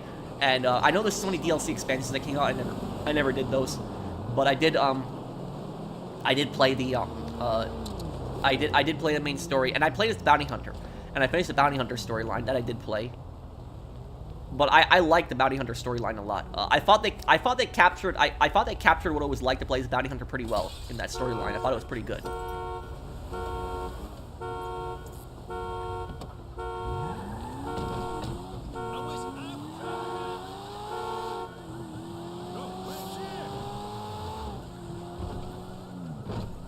Pro, can you do videos on Galactic Conquest? Yeah, I could probably do that. Can anybody tell me the reason I haven't done a Star Wars Battlefront 2 playthrough yet on the original is because they haven't added the cutscenes yet. And I'm not gonna be doing a playthrough of the campaign if there's no cutscene. That's the stupidest thing. I know there's like intro cutscenes for the missions, the 501st journals, but the ending, there is no ending cutscene. So like every single time you start up a mission in the story in Battlefront 2, there's an intro 501st cutscene, and then there's an outro. Like there's a cutscene right at the end of each mission. And the cutscenes in the beginning of missions were there in the game, in the Battlefront collection that came out, but the outro cutscenes were not there. Did they bring them back? Are they in there? Are they there? Did they add them in? If they haven't added them in, I'm not playing it yet. But if they brought them in, I'll do a playthrough of it.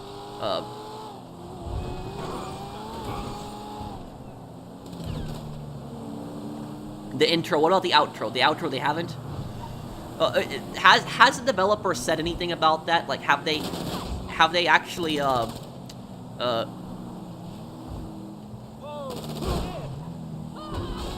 they said anything about it? Are they gonna bring in the cutscenes?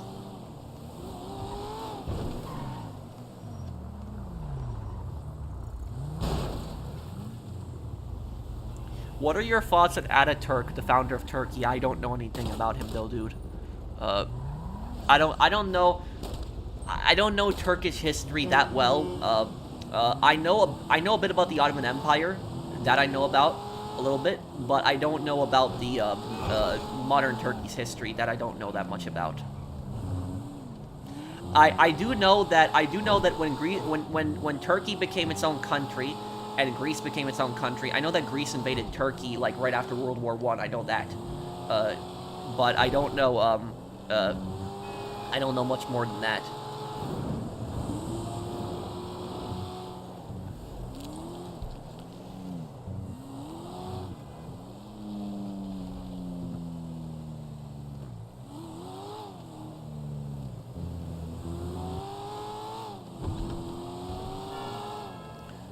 Did Stalin and Einstein know each other? They knew of each other. I don't think they ever met.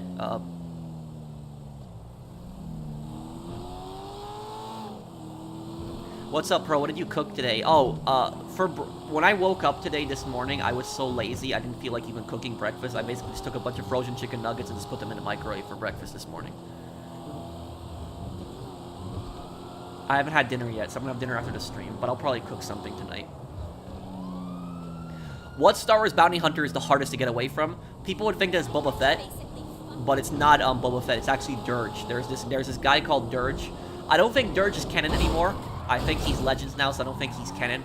But basically, Dirge was this he was this one species of alien, and the one species of alien that he was is they were basically immortal. They wouldn't die, they wouldn't die, and what happened to them is they would constantly regenerate. So like you could cut off their arms, their legs, they would constantly regenerate. They would constantly keep coming back. So you could shoot them with a blaster, you could stab them with a lightsaber. The species that Dirge was, they just wouldn't die. They would just keep coming back. And Dirge was a really big guy too. And not only that, they didn't age. So Dirge was 2,000 years old. So I would say that Dirge is the scariest bounty hunter ever in the Star Wars world. I think Dirge might even be able to kill Boba Fett. So that's what I think about Dirge is the scariest bounty hunter in the Star Wars universe. Anakin killed him by sending him into the sun. I do know that, yes. But yeah, Dirge is the scariest bounty hunter. Don't microwave frozen nuggets. Why? What's wrong with that? That's what the instructions say.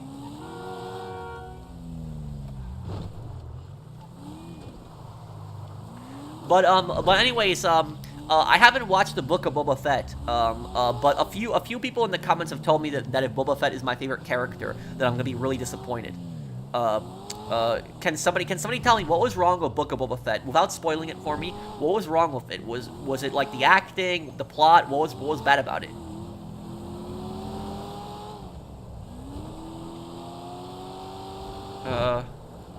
Defrost them or use a toaster oven. Okay. Boba Fett watered down?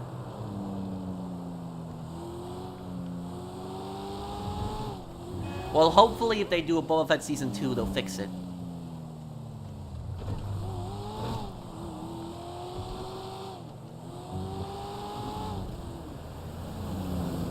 Boba was an idiot. It makes no sense as to why he took over Kingpin. I don't know if I agree with that. I think that if Boba Fett could become a mafia boss, I think he definitely would. So I could imagine him doing that. But the plot was bad. Boba Fett was out of character. The Tusken Raiders were out of character. Oh, huh. There's an entire episode where he's not in his own show. What? Then who's the main character? Yeah, I'll do a playthrough of Sindako Chronicles.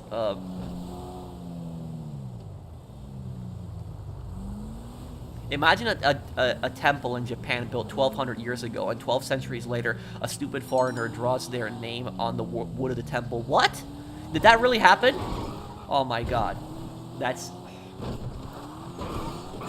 And this is the thing. This is one of the reasons the Japanese are hesitant towards foreigners like us, because it's just there's so many people that come into their country and do stupid things. There's plenty of foreigners that want to go to Japan, view Japan, and aren't going to cause any trouble.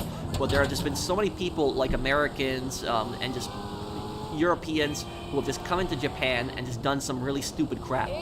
And that's like why the Japanese get pissed off, and that's why they're kind of hesitant to foreigners coming in, because of, you know, the incidents that they've had of people doing dumb crap.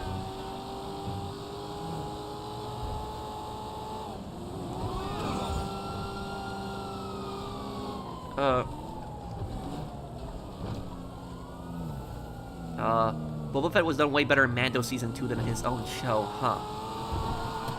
Well, they're gonna make a Season 2 of Boba Fett, right? They're not gonna leave it. I hope they at least make a Season 2 of it. Okay, Justin, I mean, not Justin, Melons, are you still here? Melons, let's do your heist right now. Melons, let's do your heist.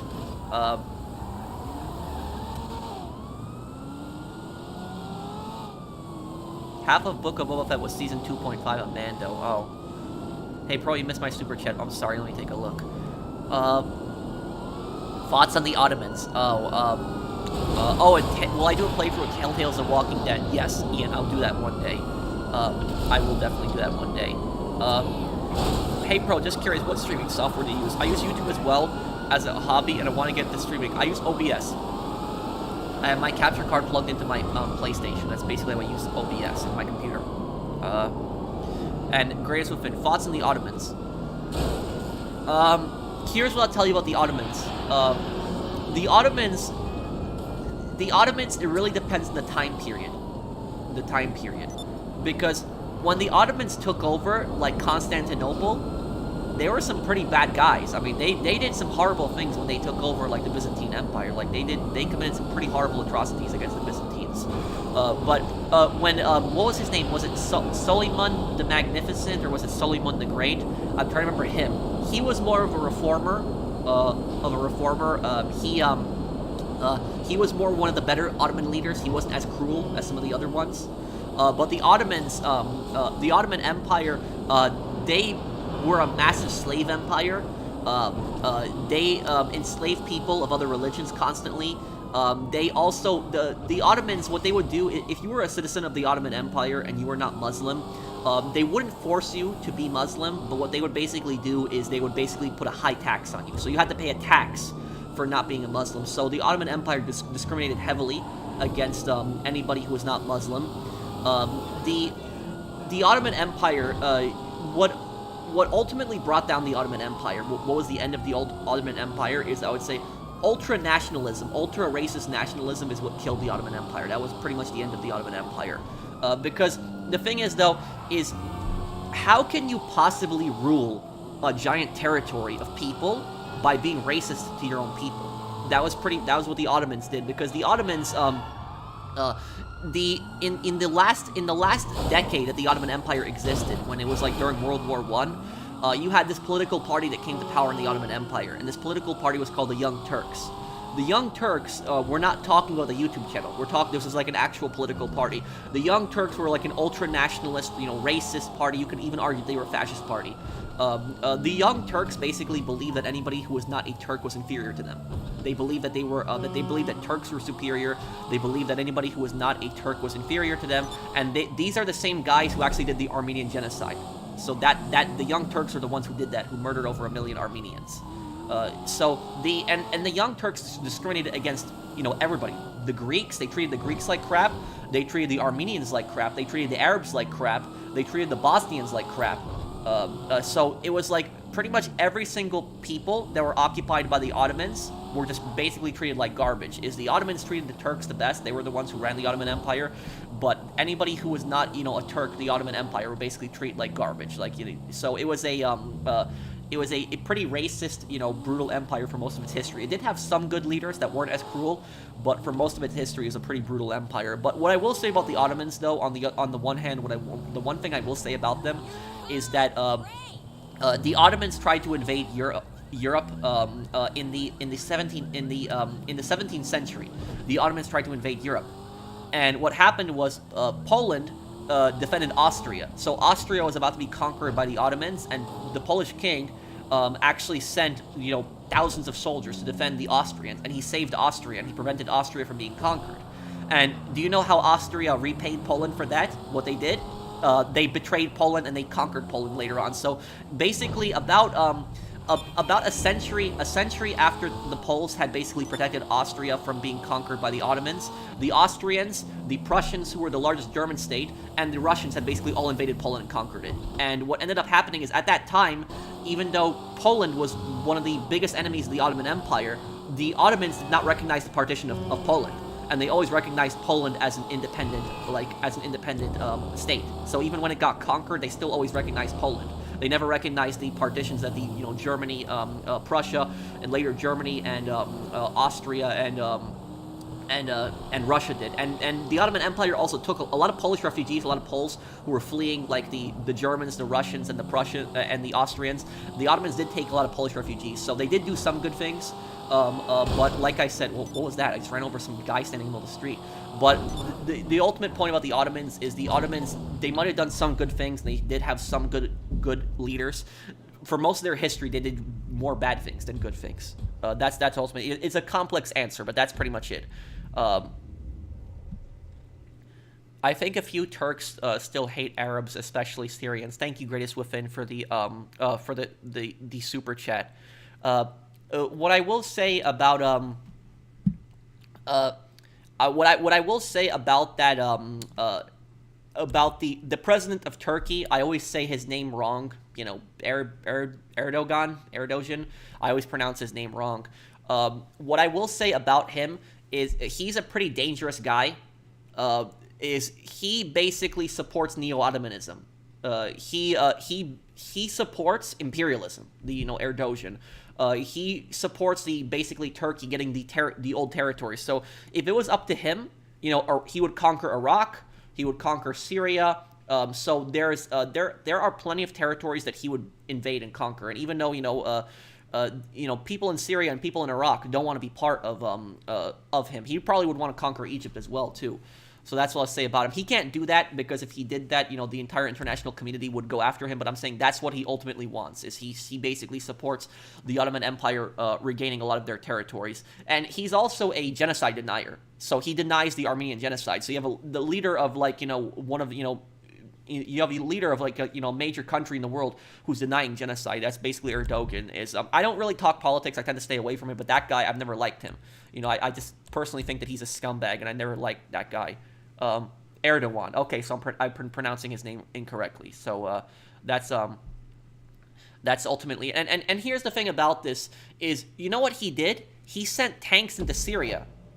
The president of Turkey sent tanks into Syria. So literally, you understand how that could cause massive problems, because like the Russians are in Syria.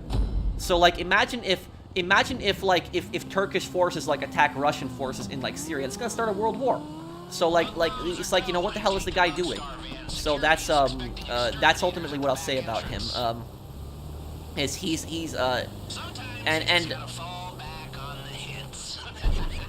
is he's not a good guy. That's ultimately ending it bad for that, ending it there.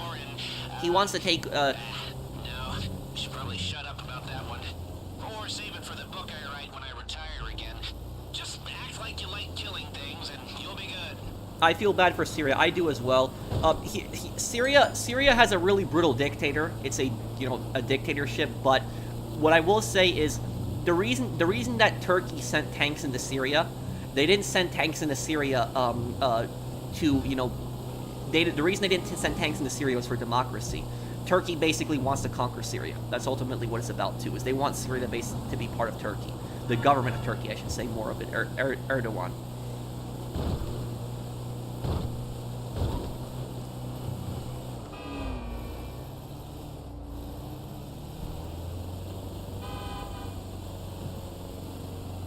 There was an incident when Turkish F-16 shot down a Russian jet while entering Turkish airspace. Yeah, I know about that. That happened years ago too. Pull up by the rear entrance. They'll buzz you in. And remember to be cool. They're expecting you. And also, there's another scary thing I'll say about it. The point that I was getting at earlier with that is that Syria, like I said, Syria is a brutal dictatorship. It's the leader of Syria is an evil, horrible man. But the point that I was getting at is that Turkey is not in Syria to bring democracy. They're not there to bring democracy. They're there because they want to conquer Syria. That's why they're there. So I'm not defending the government of Syria. They're evil dictatorship, but I'm just saying is the reason that Turkey is there is because they want to conquer Syria. That's ultimately what it's about. It's a neo-Ottoman plot. That's ultimately what it is. Bashar al-Assad, I'd say, is worse than Egypt's Sisi. Yeah, he's a horrible human being. I think Assad is that guy who, like, when he has like elections in Syria, it's like 99% for Assad. I think that's what it is too. So it's like, I don't even know what the point of him having elections is if he's just gonna do that. What do you think Tenpenny would think of Dimitri? Do you think he would like him or hate him? And what do you think of Jerry Martinez would think of Dimitri? Do I think Tenpenny would think of Dimitri? I think that Tenpenny would not trust Dimitri. I think he has good instinct on that. I don't think he would trust Dimitri. Come on, quick out the chute. Boss lady's office is crawling with bugs. Thank you, Greatest Take Within. the stairwell on your right up to the first floor and follow the hall around. Someone will show you through Let's to see the here. infestation. Good work so far. You're in the staff lobby. Try your best to act normal in front of security. Okay, now go through the double doors behind the main desk like the professional exterminators you are. You're going to the Do you think manager's Tanate is office. stupid for stealing the bomb that served as evidence in the court? No one Well, wanna mess with the fumigators. he used it to get rid of You have evidence, free reign of most of the ultimately. staff lobby, office, and hotel. The vault? Not so much. What I'll say about Tanate is Ted Tanate's plan, we're talking about the Ace Attorney character, Ted Tanate's plan would have worked if he hadn't used his box to basically transport the body. That was it. That was the dumb thing that he did. Why don't you not continue pursuing the law, if you don't mind me asking? The main reason, YouTube. I did really well on YouTube. YouTube has been very kind to me. You guys have helped me out a lot on YouTube, and I really appreciate it. And so I didn't really feel the need to go into law if I can just do what I enjoy here. And ultimately, what I was going for is I was going for being a police detective. And here's the thing is, if you gotta ask me, what would I rather be doing? Would I rather be like, doing like, making YouTube videos and like having fun and like, making great content for you guys? Or would I rather be working as like a cop, a street cop, or as a detective? And just like having to deal with like psychopaths and sociopaths and destroying my mental health and putting myself in danger too. So that's like that's all I'll say about it. Is it's just not worth it. It's not. It's like I like doing what I'm doing now, and there's really no reason for me to go into law enforcement. Well, this is as far as those disguises will get you. Make sure you're not seen and get to the man trap.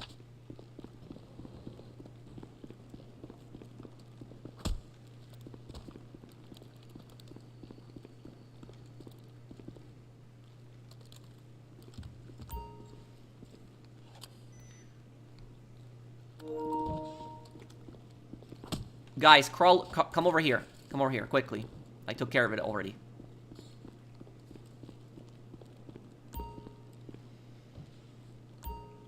Why did Michael kill Fredo? Well, he betrayed him to Hyman Roth. What just happened? What? Okay, we gotta restart this then. You can't be here. You want some of this?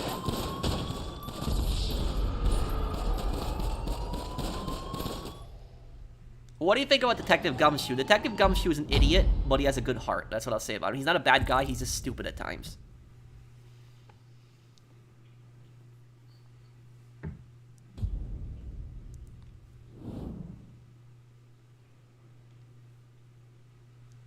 If it didn't work out NYPD or Long Island Cop, no, I probably wouldn't go into it. In the end, I probably wouldn't. What about the Polish Empire? You're talking about the Polish-Lithuanian Commonwealth. Thank you, Greatest Within. Yeah, the Polish-Lithuanian Commonwealth did some... The Polish-Lithuanian Commonwealth also did some horrible things. But I would say that the Polish-Lithuanian Commonwealth, most of their crimes, what I would say, was against their own people. So the Polish-Lithuanian Commonwealth, you know, some of their biggest crimes is they tried to Polonize, you know, the Belarusians and the Ukrainians. So that was like one bad thing that the Polish-Lithuanian Commonwealth did. But like I would say probably the worst things they did was like the Polish-Lithuanian Commonwealth. The Polish-Lithuanian Commonwealth wasn't really a monarchy when you think about it. What it basically was, is it was a giant parliament. That's what the government was. It didn't have like a direct leader.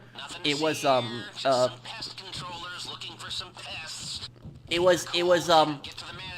as Lester's interrupting me. The Polish-Lithuanian Commonwealth was basically a giant parliament of aristocrats that controlled it, because the aristocrats would pass laws. They would vote on laws, and they would vote on the king. So they would choose the king. And every time a king would die, there wouldn't be a dynasty. They would just vote for a new king. That is how the Polish-Lithuanian Commonwealth functioned. And the Polish-Lithuanian Commonwealth had I think it was called the Imperium Veto. It had a really stupid system where if basically you were trying to get a law passed in the Polish-Lithuanian Commonwealth, you would need everyone in Parliament to agree. If one person in Parliament did not agree, everything had to be unanimous. If one person didn't agree, the vote could not go through. That's how stupid Poland's government was back in the day. It was dumb. And also, the Polish-Lithuanian Commonwealth was also dominated by Poles. Lithuanians did not have that much of a say, even though it was supposed to be the Polish-Lithuanian Commonwealth. The Polish-Lithuanian Commonwealth did have a Lithuanian king. At once, it had Jagiello. Jagiello, I think, was a Lithuanian king. But other than that, it was mostly controlled by Poles. But it was basically like an incompetent, you know, parliament. And the people who were in parliament weren't even elected. The people in parliament, how they got in power, it was called the same. Also, the same as it's called the same today, the parliament, but it was called the same back then. They were basically a bunch of aristocrats, and the only reason they were in power was because of their bloodline. That's the only reason they were given, you know, seats in parliament, was because of their bloodline. That's ultimately the reason for it. Hey, who the hell?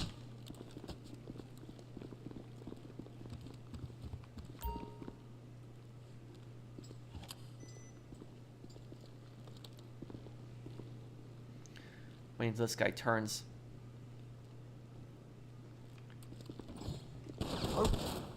Hold up! Keep What going. are you doing here? What just happened? Who got... They know you're not pest control. Guard exterminating's your only... We needed to get your retry it here. security by smuggling it in via the laundry chute. Go to the laundry Okay, guys, just, almost there. Come on, let's go. on this one, just follow, just wait, let me take out the 2 guards and just follow me, that's all, and I'll clear it out.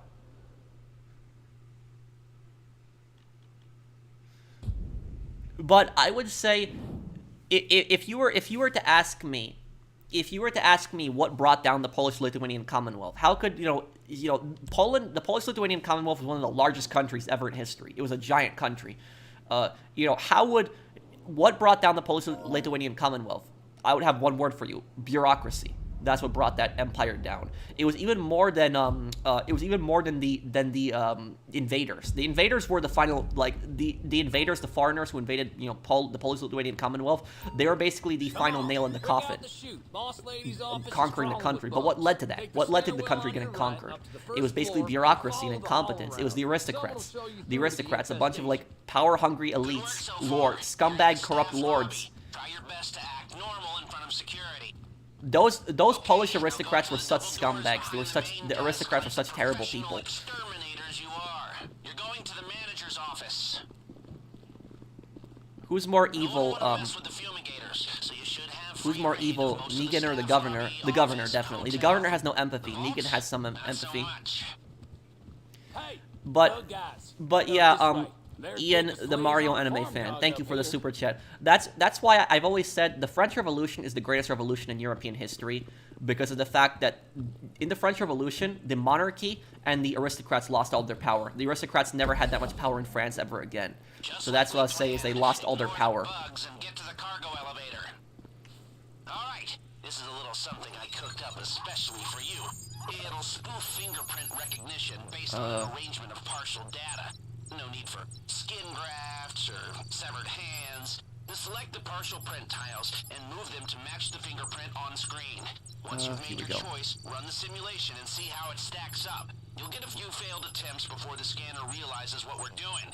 Take too many bites at the cherry, or take too long to get through the door once it's open, the alarm goes off. I'll see you, Golden. Day gets a lot worse. Thank you, Ian. Thank you, Chryslin. Thank you for the super chat, too. Do you feel bad for people who complain being 600 pounds in that show? I don't, because I think about world hunger, those with no access to food, those people in the show chose to overeat while others can't. Chryslin, thank you for the super chat, but what show are you talking about, if you mind me asking?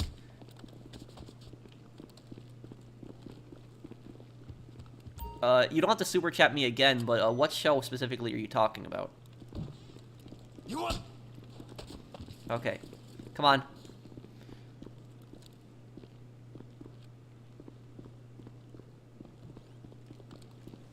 Okay. 600 pounds? I've never heard of that show.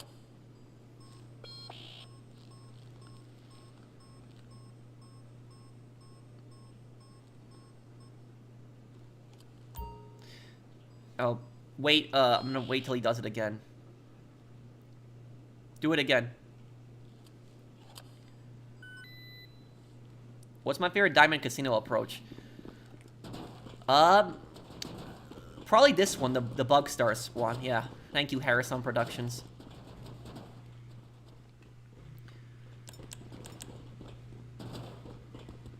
Okay, so far so bueno. Push on to Here's what I'll tell you my opinion on the on the Chryslin show.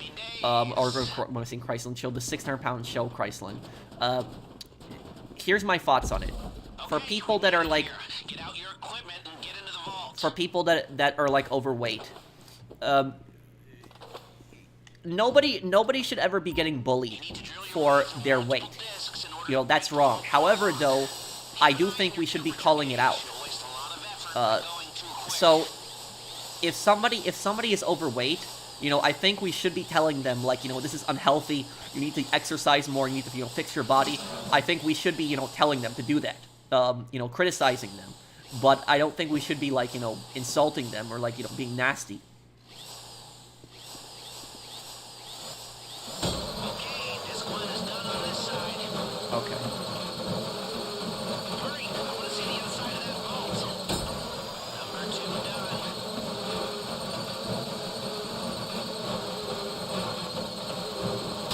That's disc 3.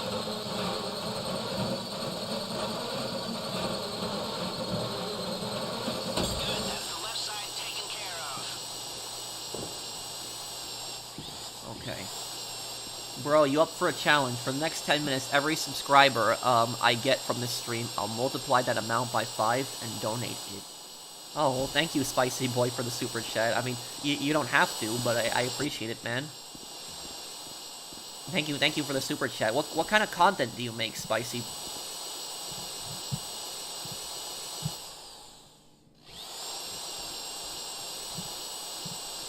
Hope your day is fantastic. Keep up the great work. Thank you, Alien Brown. Thank you.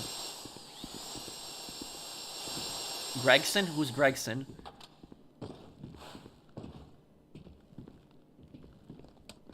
I'm getting the gold on the left side.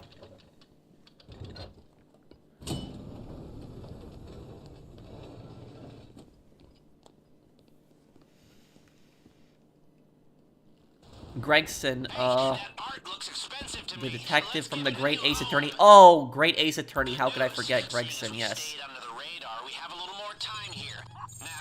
Would you make a video on Lester's lore? Maybe one day.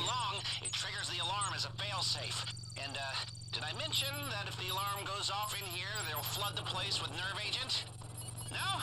Okay, well, I'm mentioning it now. This is art, okay.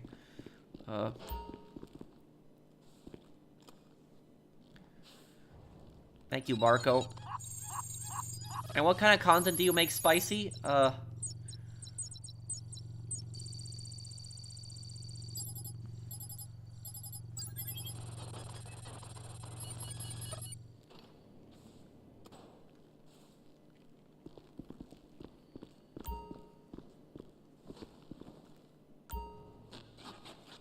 hope you're gonna play Bully one day. I did. I finished a playthrough of it a couple months ago, and I did a 100% completion stream of it, Ludwig.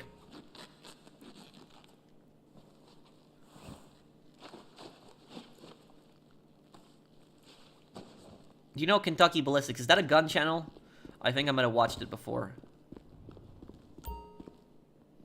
Do you have any advice on starting a new job and handling nerves? Well, what kind of job is it, if you mind me asking, Ryan?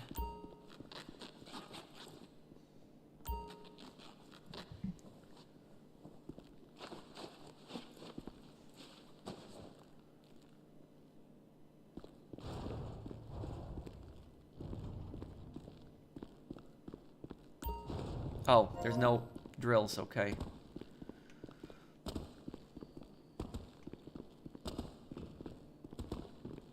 In and out undetected. Who'd have thought it? People, that is the mother load! We cleaned them out! Okay, let's see if we can make the way out as smooth as the way in. Get your keycards ready. Yeah, well, that was, I remember that when the God of War actor, when he made fun of Modern Warfare 3. It's a hospital office job, administration for the National Health Service. Oh, the NHS. Oh, sorry, Britain.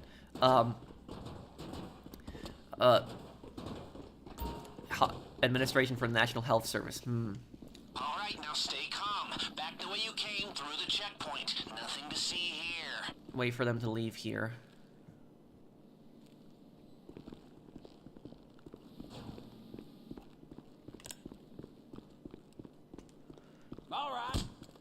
I don't know. I've never worked in the medical medical field before. Get in the cargo elevator and use your key card. Play it cool. Let's take the elevator. Always take stairs. Any tips on starting a new environment? I was miserable at my old job. I would say try to get along with your coworkers, because if you have people that you like, I'm not saying necessarily to make friends. What I'm saying is try to get along with your coworkers, because if you find people that like you have common ground with and that you get along with, it's gonna be more enjoyable going to work. Because one of the things that I hated about going to work personally, I was never lazy. I was always willing to go into work, but I had several supervisors that were like really nasty people. They were just really rude to me. And what happened was, when I saw the schedule and I saw that I was working with that person that day, it just gave me like a bad feeling in my gut. Like, you know that feeling in your gut you get when you realize you're gonna be working with somebody that day that you just don't like? and you just don't want to go to work that day. It's not that you're lazy, you just really don't want to go to work because you don't want to deal with that toxic person. That's the feeling that I had.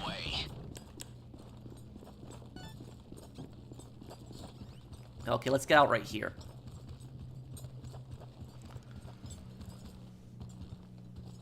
Yeah, do your job, avoid making friends, make sure you can get along with the bosses and other coworkers. Yeah, that's always a good thing. Will I ever do a lore on Mike Torino? Yes. That is actually a video I've eventually planned, Ian. Thank you for the super chat.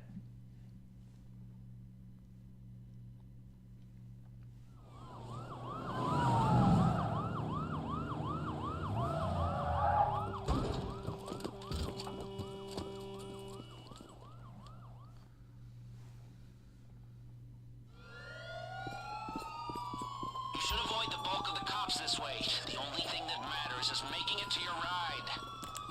Remember, they know the vault's been hit, but they don't know who you are or where you are. They have patrols sweeping the whole place, and all the civilians have been evacuated. So if they see Okay, we're gonna need to take a different you, car. it's you. So just stay out of their way, keep your cool, and get to the buyer. 5 minutes went by so far. I only got 1 sub. Hurry up, dude. Thank you for the super chat. Give me a chance. I want to just get into a getaway car, Spicy, here, and I'll,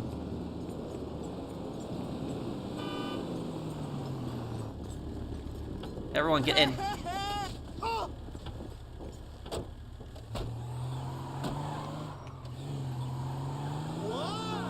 Can you do a lore video on Lester or Gary? Gary, definitely. I want to do one on that.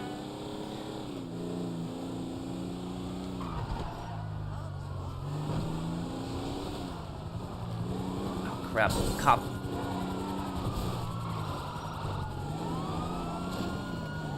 How did they not see me? I have no idea how they didn't see me just now. Alright, our decoy is online. The cops are confused as hell. Don't get seen near him, or the cops will figure out what we're doing. I've pinged your GPS with his tracker.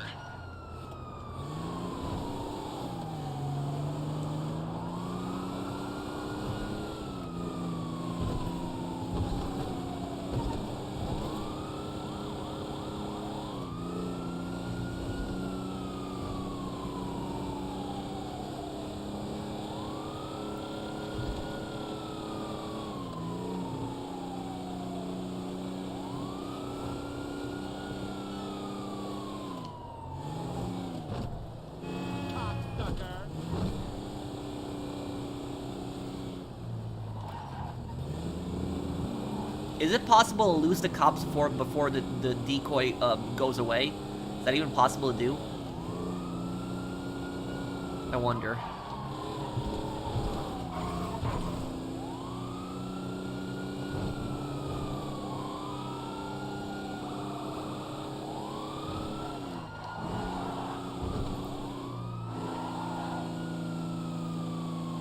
Just got word from the decoy. We don't have long before they have to tap out. Make the most of it. Switch cars. This is a better car. Oh, crap! I thought this was the 4-door. Okay, get that car and follow me then. All right, the decoy is out. You're on your own now. I thought this was the 4-door version for a moment. If the buyer hears so much Oh, we've as already a lost the siren, cops. his Okay. plane goes up in smoke. Lose the cops. I knew this would be Sup, bro? Love sweet. from Uganda. Thank you, R. Amounts of private equity from But the helicopter, I don't like taking the helicopter. It makes things too easy. IRS has trouble doing. But you strolled out of there carrying their crown jewels right under their noses. The ultimate humiliation.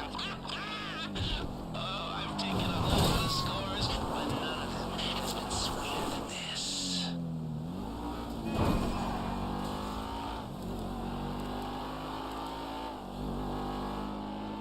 All without firing a shot. Yeah. Well, actually, we did the whole thing without firing a shot. You're right.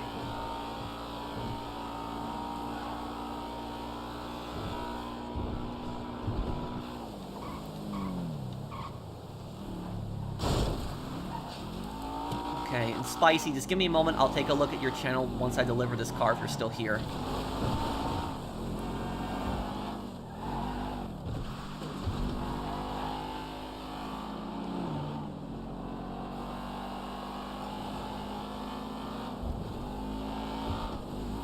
Todd is the most evil character in Breaking Bad. I would say probably Mr. Nowhere.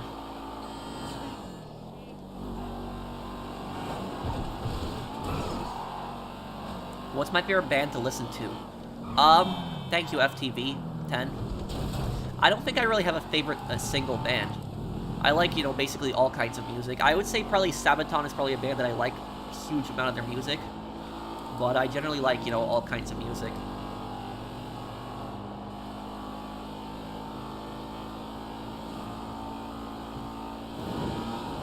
Thank you, FTV.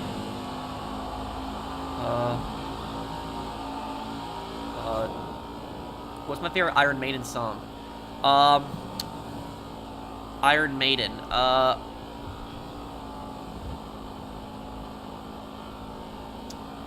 Are they... I'd have to think. I don't know. Are they the ones... Is Quiet Riot like a song? Or are they like... Is that a band? Because I think... Isn't it in Vice City? Isn't Iron Maiden in Vice City? I'm trying to remember. What if GTA 6 runs at 30 FPS? It's not going to. Feline King. I can't imagine Rockstar being that stupid.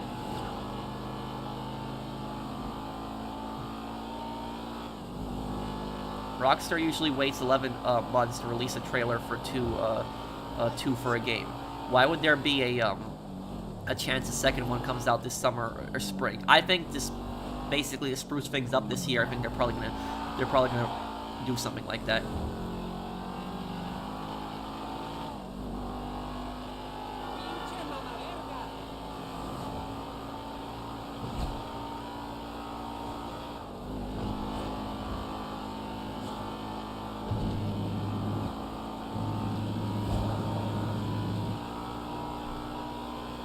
Thank you, Feline King and Spicy Boys. Give me a moment, guys.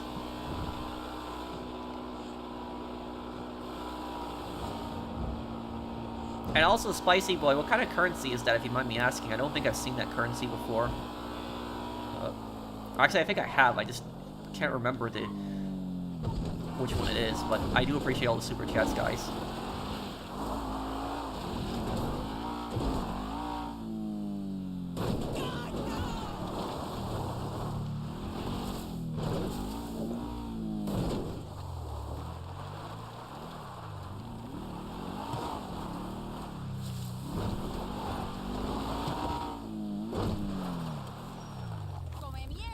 Okay.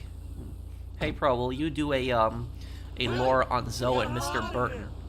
Oh, that's gonna be a pretty creepy video to make. But I could ultimately do a lore video on just all the on all the characters, on like just in general. Okay, hang on 1 second.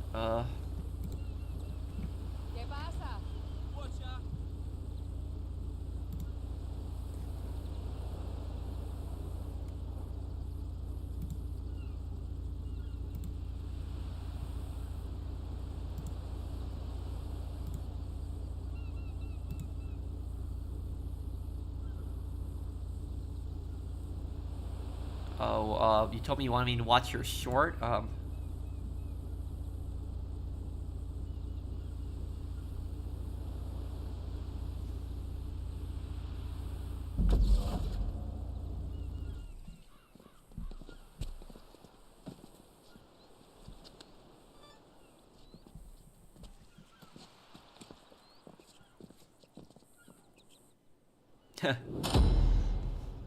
Install. I'm watching your latest short, Spicy Boy.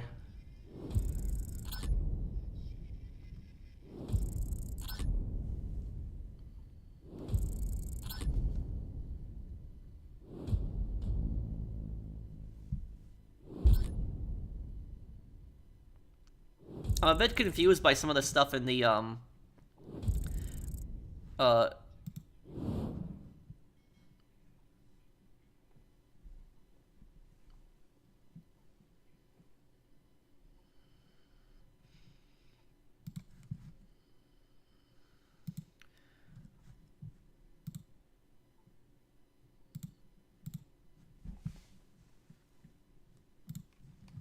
Okay,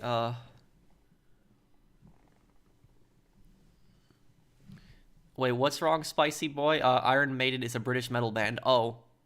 May I get a happy birthday? Thank you again. Thank you, Vicky. Happy birthday, Vicky. Oh, this is copyright. Uh...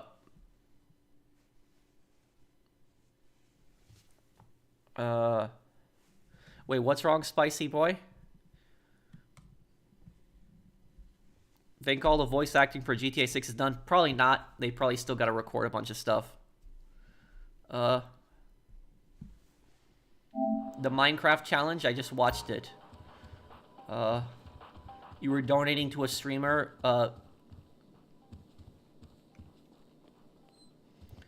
Okay, Justin, invite me to your heist. If you still need help with your heist, I can help you.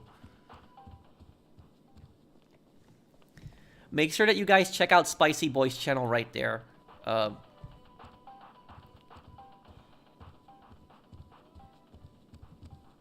Spicy Boy, you still here, man?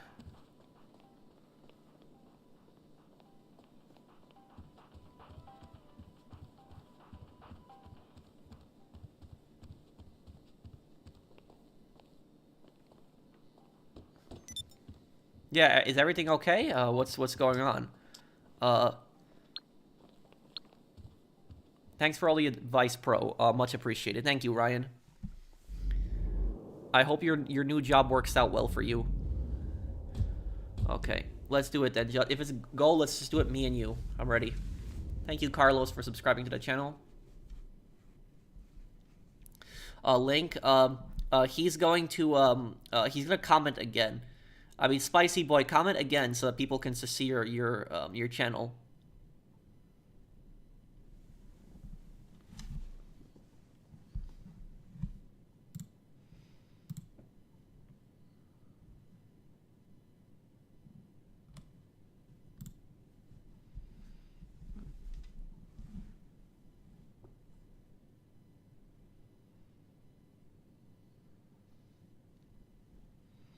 Okay, I'm ready. Let's do it here, Justin.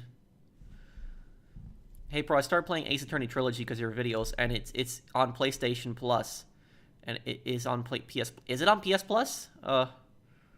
It still says you're joining. No, I'm here. I'm here. Just start it. The Saboteur locations in real life. Well, I had to visit France for that, but. Whose channel are we looking for? Well, Spicy Boy, but it's waiting till he comments again. The Last of Us 2 story, cool idea, very mediocre execution. Yeah, I'd agree with that.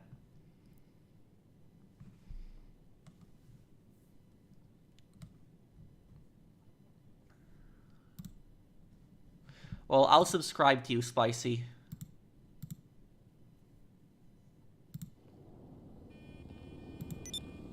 I see you do all kinds of content here.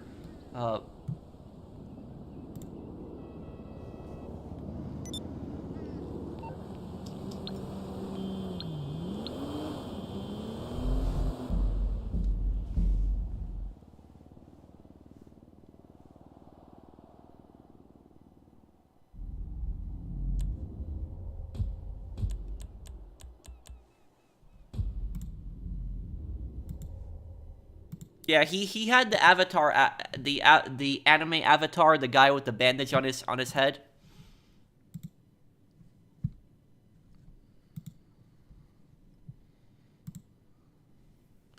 Would I rather work in retail, fast food, or taxi? Taxi, easy one.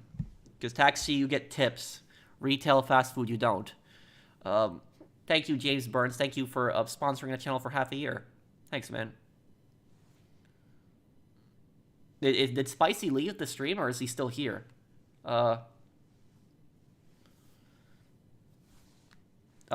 me 15%. I don't want 50%, Justin. Give me 15%.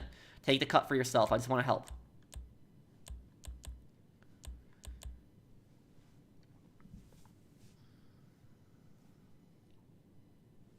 Did he comment? I was looking. Hang on a second here.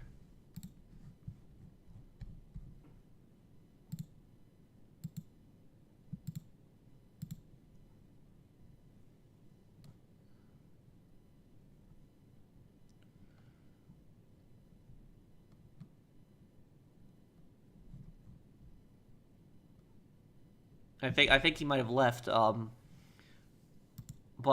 check out his channel, guys, if he's still here. I'm sorry, Spicy. I was just in the middle of a heist, so I couldn't answer all of your stuff there. But if you're still here, I can read some of your comments.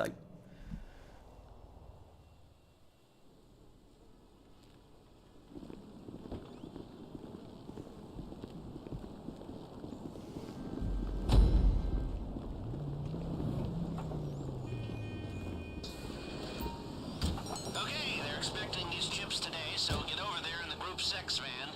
Unless you're total idiots, you'll walk in without any problems. Seeing you dressed up like that makes me feel all fuzzy. It's like your kids putting on their uniforms for their first day at school. Only Oh, I'm sorry to hear that, Zach. just some pretty basic AI experiments that swear at me in Russian and want to destroy the world. Random question, but what do you do for bad stomach aches? Where were we? Oh, yeah. Let's rob this thing. Probably taking Alka-Seltzer for that, like the one that like you put in the cup and like fizzes.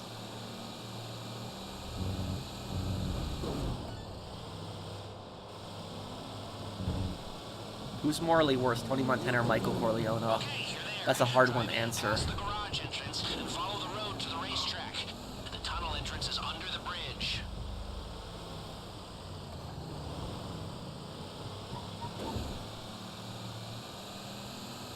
Don't forget, you are private security, like a cop who couldn't pass the fitness Indiana wants to test ban or the phones psyche in eval. Looks like you're really getting off on the power in high school and end. below. Keep your heads down. Well, I don't know how they're going to enforce that, because that would really be violating the First Amendment.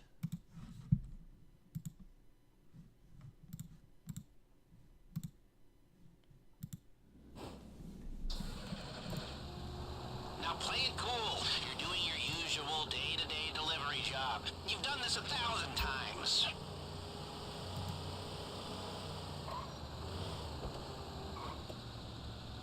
You're earlier than expected. Just gonna check your VI number? Chip delivery, huh? Sure. Go straight through and leave her on the left. You can take the elevator or stairs down to the vault. I can't hear you in the game. I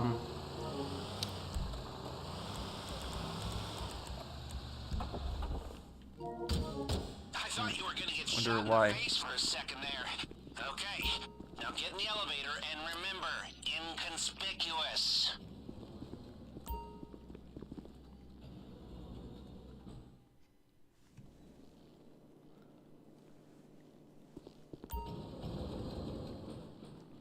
Thank you, buddy. Much appreciated for the support. Actually, the content I want to make is donating streamers for challenges, but didn't actually work out. That's why, you know, I asked for some help. Oh. Keep her cool. Don't be nervous, you know? Well, Who's nervous? guys, Spicy Boy is right there in chat. He's back. Make sure you guys check out his channel. Y'all here for the vault, yeah? He does like reaction videos where he donates to streamers to get their reaction live. System. Swipe at the same time. Yes! Come on! How much better does it feel when the marks are this dumb? Yeah, but I'm sorry I couldn't answer all your stuff earlier, Spicy. I was just in the middle of a heist, so I couldn't just stop before, but I just felt bad I wasn't able to answer at the moment. Okay, so In my high school, what would happen is when teachers would try to take away kids' phones, the kids would take the batteries out of their phones when they gave it to the teachers so that they couldn't access the phone. Sometimes the teachers would demand the battery be put in the phone, but the kids would refuse. Oh, you're here. Why didn't they say something? Man, they never tell me nothing, you know? I'll get it open for you. Okay. Oh, that's a heavy door. Ain't much getting through here. There.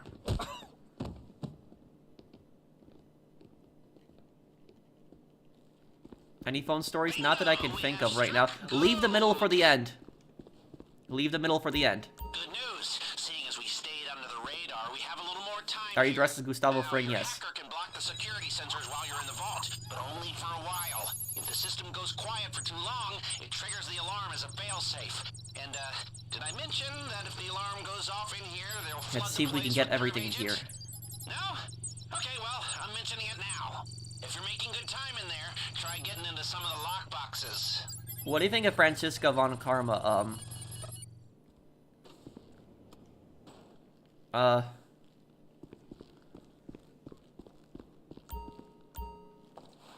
Okay. Bro, I never actually left it. I just started so you would only find that content, in latest short. Thanks again, buddy. I was trying to do a super chat with my bank. Reach max payment attempts for today. Oh, well, you don't have to apologize. No, Spicy, listen, you don't have to apologize, for not donating to me. I always appreciate any kind of donation, but you don't have to apologize to me. I was just trying to help you out with your challenge there, but you don't have to, you don't have to apologize to that. You don't have to donate to me at all. Like, I don't want anybody to feel like I don't want anybody to feel like they have an obligation to donate to me. You don't. It's like, you know, nobody deserves, you know, free money. So it's like, only donate to me, you know, if you want to. If you like my content and it's something you want to do, it is an option. But I don't want people to feel like pressure to donate to me. But I do appreciate it, Spicy. But just don't worry about it, man. It's fine. So it's not a big deal. It's fine.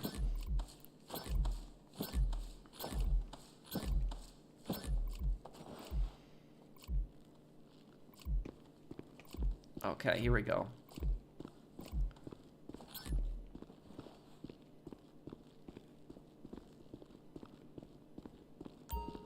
Yes, Oregon is criminalizing drugs again. Get the middle, Justin. I'm gonna be opening this. Get the middle.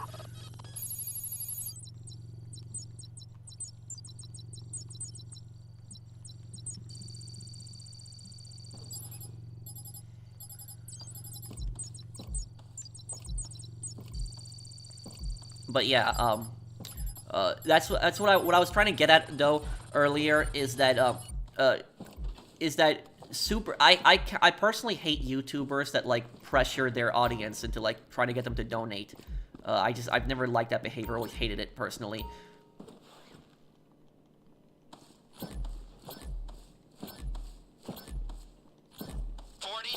Okay.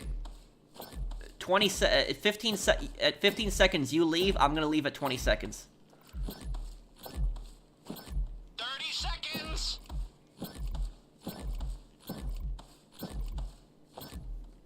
Okay. 20 seconds left, don't dawdle! We got a really good, really good Perfect. take. Now get out before they smell a rat. We only missed one bin, but that's fine. Gas incoming, 10 seconds! We're still under the radar. Perfect. Car, Perfect. cough, dark, People, sight, that death, is Phil, the Phil, Phil. Is that the guy who demands donations? Okay, let's Hi, I'm see if we Dmitry can make our way Raskolov. out I as donate. You smooth have a as the problem? way in. Thank you, Get your P. key cards ready. Gilly Master's back. Yeah, I heard.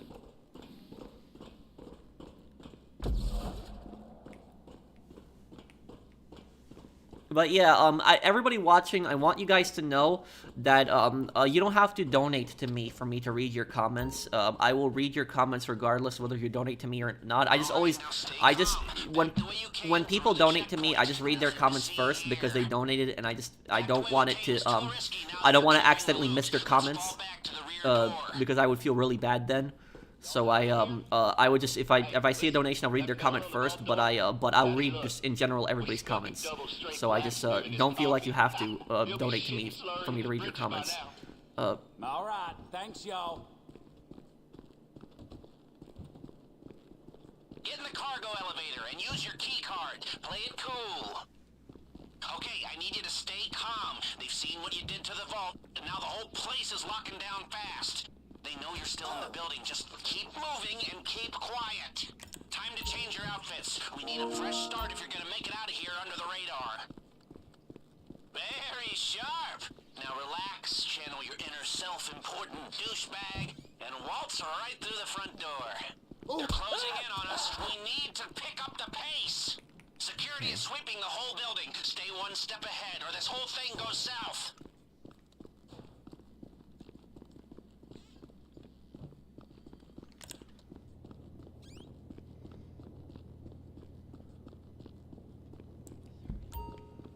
Okay. As long as you stay calm, those outfits should get you from here to the exit. The cops aren't letting anybody through the perimeter, so you'll have to do that the old fashioned way. Here we go. Well, yeah. Check out Spicy Boy's channel, guys. He does like funny reaction videos. He's the anime avatar there in the comments. Why do people watch DSP when he begs 24/7? It would put me off every stream if a creator kept going on about donations. Does that guy get a lot of views? I've never watched the channel before. I've heard bad things, but I've never watched it before. Avoid the bulk of the cops this way. The only thing that matters is making it to your ride. Thank you for streaming today. My shift is nearly done. Helps the day go by fast. No problem, DHC. And thank you for the super chat. Sweeping the whole place, and all the civilians have been evacuated. So if they see you, they'll know it's you. Well, he doesn't just do that art. He does a bunch of different content, but... Get to the buyer. The driver has the getaway car in position. You would just search up his name, and hopefully you'll be able to find him quickly. But...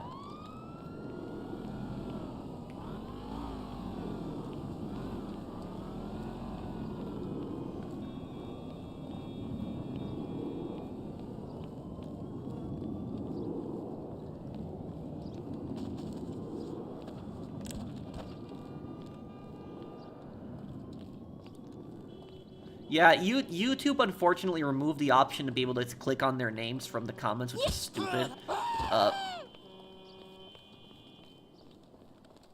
I'm good, Terrence. How are you? Have you heard Wings of Redemption got $500 and he complained about it? What? How could somebody complain about getting $500?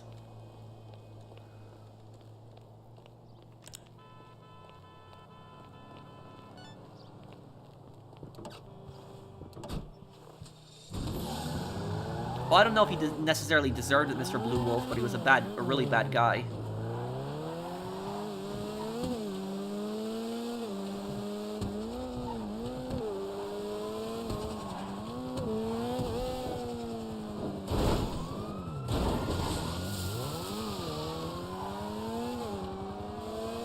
Bro, it's because these YouTubers rely on YouTube for money. The thing is, though, is I tell you this, though, is I have... The cops are confused as hell. Don't get seen near him, or the cops will figure out what we're doing. I've been making money from my YouTube channel since 2017, and this YouTube is what I mainly do for a living. I do run 2 rental properties, and I, have some money in a high-yield, savings account, but YouTube still is, I would say, the bulk of my money.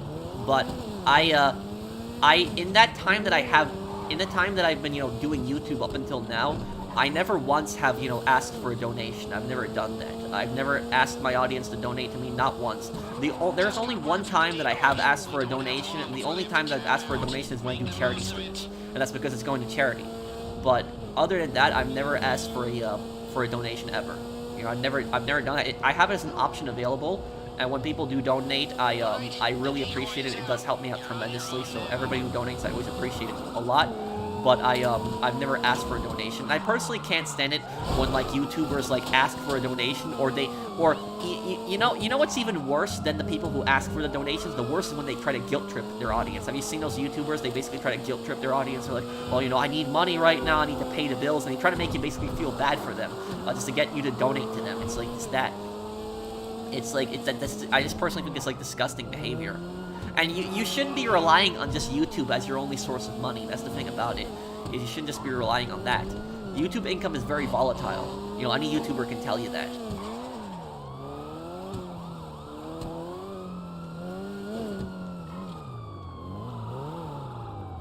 Well, these videos take kind of time to, You would only find them in the latest short. Please remind them I actually am working on a video, but it'll take quite a while. Sorry, guys. Okay. Well, I guess Spicy Boy's, trying to grow his channel, guys, so just, help him out there. You might have to search his name specifically on this YouTube. He's the avatar with the bandage on his eye. Yeah, DSP guilt trips. This would be sweet. Liberating large amounts of private equity from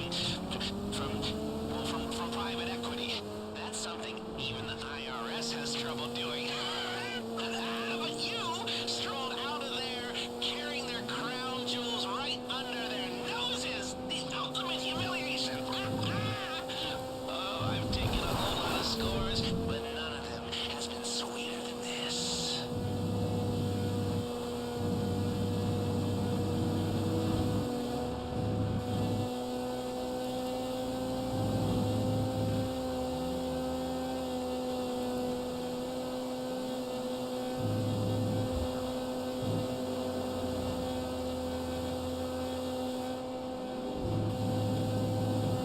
Franziska von Karma, I think she's a good person at heart, but I think she's just complicated. DSP, please, I need your help. I have 2 big bills coming up. Ugh.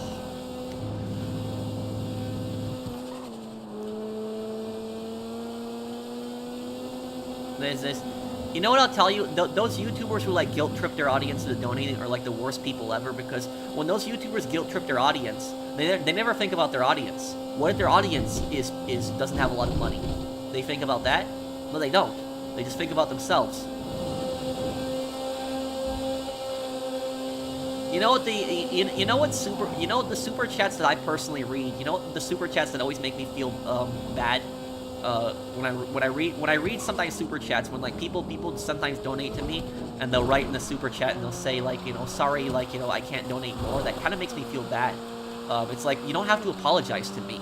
I always appreciate any amount, but if you cannot donate, don't donate. You don't have to donate at all. And even if you've never donated to me before, ever, that's perfectly fine. You know, I will never guilt trip you into donation. I will never ask you for a donation. But like, I just always feel bad when people say that. That's just yeah.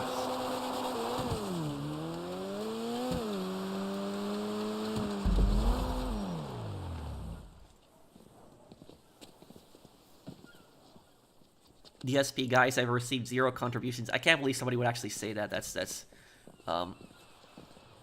he used all his donations on a mobile game? What?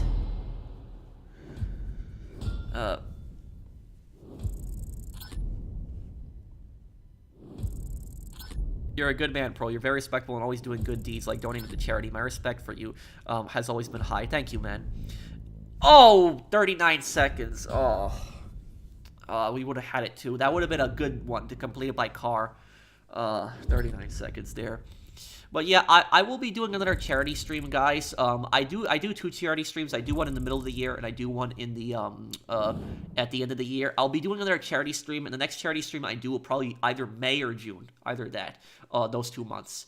But I'll tell you about what is it? About my charity streams is sometimes I have charities linked to the videos, like you'll see fundraisers on the side.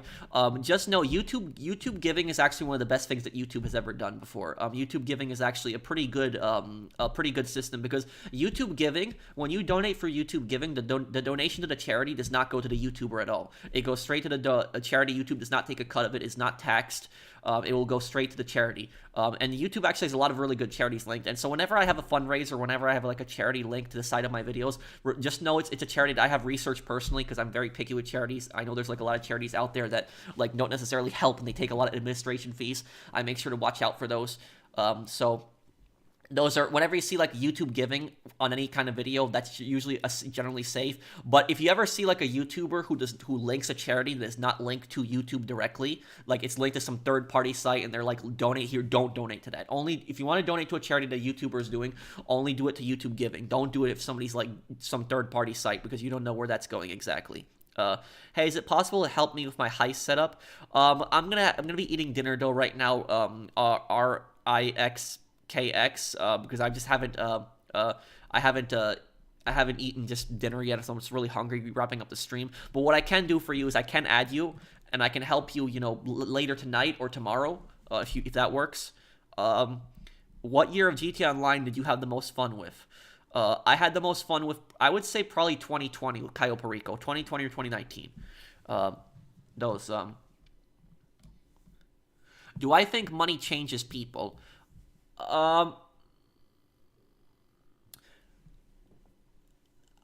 I think that, does money change people? I don't think so, because I think that if you are a good person at heart, if you are a good moral person at heart, then I don't think that any kind of money will ever, you know, turn you into a bad person. I think that, you know, some people might be more prone to doing bad things if they have money, but they had those bad traits to begin with in the first place. So, like, if somebody, like, you know, is, like, a good person, like, one day and then becomes, like, a total scumbag because they become a millionaire the next day, I think that person always had those bad traits. I just think they weren't showing. That's what I think about it personally. Because I think if somebody is like a really good person at heart, they're like a caring, compassionate person, I don't think that even like becoming rich overnight, I don't think that's going to turn them into a bad person. So I think they still have their morals, they still have their guts. They still have what they believe in. So that's generally what I'll say about that. Is that's my belief when it comes to that. How does the phone law violate the First Amendment? Well, First Amendment is the right to assemble, right to associate, right to free speech. It might be violating the Fifth Amendment also, because the school is the government, and the government is taking your property. So that's what it might violate too. But if you're using your phone, that's your right to do so. So even if you're in school, you could get punished. You could get punished. The school could give you a detention, but I don't think and I could be wrong on this, I don't think the school legally can actually take your phone. I think most kids give the phone to the teachers when they say so, but I don't think the school can legally take your phone. I think that they could just give you detention. That's about as much. But.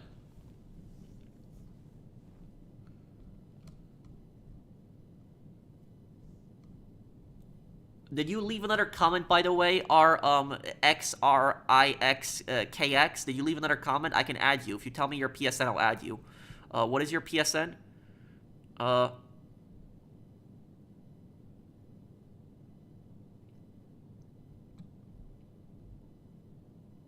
Okay, man, are you leaving? Sorry for not responding. I was streaming and doing import-export. Yeah, I'll be leaving in a moment. Yeah, it's my name. The same YouTube name is the same PSN. Okay, I'll add you. I'll add you later tonight then. Okay, in a couple hours from now, you'll get a friend request from me. I'm Polish Mercenary. I will, Wasabi guy. Let me see here. We'll also be doing a stream tomorrow, guys. But tomorrow I'll be continuing Rise of the Ronin. So if you want to see me continue the story in Rise of the Ronin, I'll be doing that tomorrow. I just gotta get better at it because I've been sucking.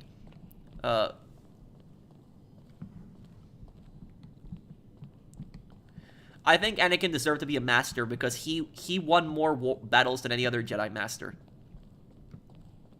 The chair has been great. I haven't had any issues with the chair. I like it a lot.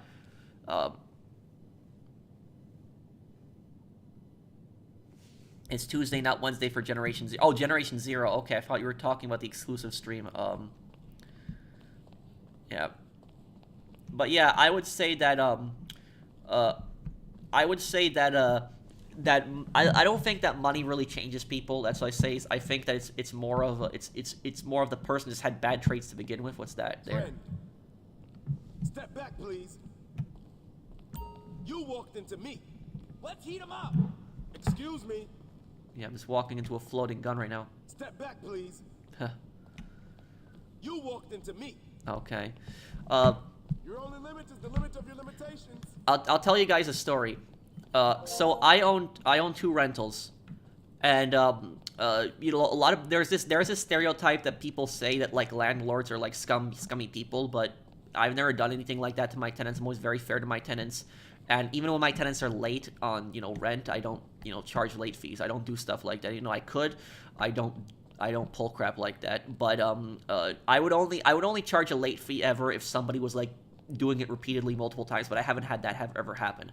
I've only had it like once or twice happen, but even so I just waived it. But I'll tell you this story. I had this company that this property management company that basically helps me find tenants, and they do tenant placement. So what they do is they put in an application, they create an application, and they advertise my property, and they find a tenant, they create the lease, they have the tenant sign the lease. And then what ends up happening is they don't manage the property, I manage the property, but they get 80% of the first month's rent, and then afterwards I get I'll get 100%, every month after that. That's basically how it's worked with that company. And I had these tenants move in, and these tenants were moving in from like another state, and they came to my state, and when they were moving in, they moved in like a week late, and because they moved in like a week late. They didn't stop by the office to pay the fee that they were supposed to pay to them, and what ends up happening is they were supposed to pay like the first month's rent to that office that week. They were late like a week, but it's because they were moving. That company that I was using charged them like a ridiculous fee. It was like I think it was like a $300 like fee for being like a week late. It was like ridiculous. It was like $300 for being like a week late. It's too much. But basically, the new tenants that I got, I saw that they got a bit upset by that. And so what I did was I basically waived the I paid the fee for them. So I basically told them, I said to my tenants, you know, when the next month is like coming up in rent, you know, just pay me $300 less, just so you know you don't have to pay that ridiculous fee. So you know, I did that for my tenants. You know, I got rid of the fee for them. I wasn't the one who charged a $300 fee, by the way. It was a property management company that I used, and they were the ones who found the tenants. But because they moved in a week later, they tried to charge him like a $300 fee. And I was like, you know, I felt bad for them, and so at that point I just you know, I just took care of it. So that's what I did. And the thing about that's what it's about. It's about good customer service. That's what it is. Is because as a landlord, you have to have a good relationship with your tenants. It's about, you know, having there's respect between the tenant and the landlord. You know, the tenant you know, lives in the property. You know, they pay the rent. But the landlord has responsibilities. The landlord has to, you know, have honor. You know, they have to be a decent person. And if the tenant needs help with something, or something broken around the house, something like that, you got to help them. It's your responsibility as a landlord. So I always help my tenants out whenever they need something. But you're too nice, Pro. I guess maybe sometimes, but I don't regret, you know, taking care of that $300 fee for them, because that was not fair what that company did. I felt kind of bad, and so that was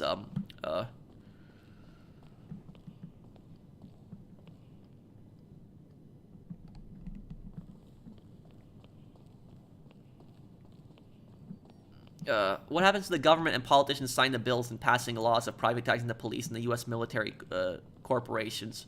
Well, U.S. military corporations already, military-industrial complex already controls a huge amount of the U.S. government already, but the police at least is not privatized.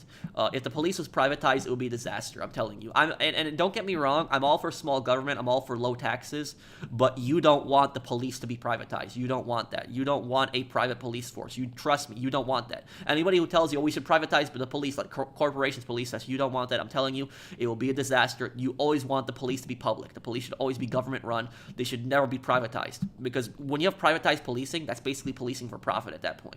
You don't want something like that. You do not want it. And for the idiots that say that, you know, we should privatize the police, we've never tried it before. We actually have privatized the police before. People don't know this, but America in its history has privatized the police. We've done it before. We had large corporations be police, and it was a disaster. You know what? It was called the Pinkertons. The Pinkertons. The people think the Pinkertons are cops. The Pinkertons are not cops. They're basically a giant company that acts as police. That's pretty much what they are. The federal government paid them. The federal government didn't want to have, you know, regular police officers, so they basically outsourced it to private companies. That's basically what it was, and it was a massive disaster. It was a failure. It was the Pinkertons were so corrupt. It was such a corrupt force.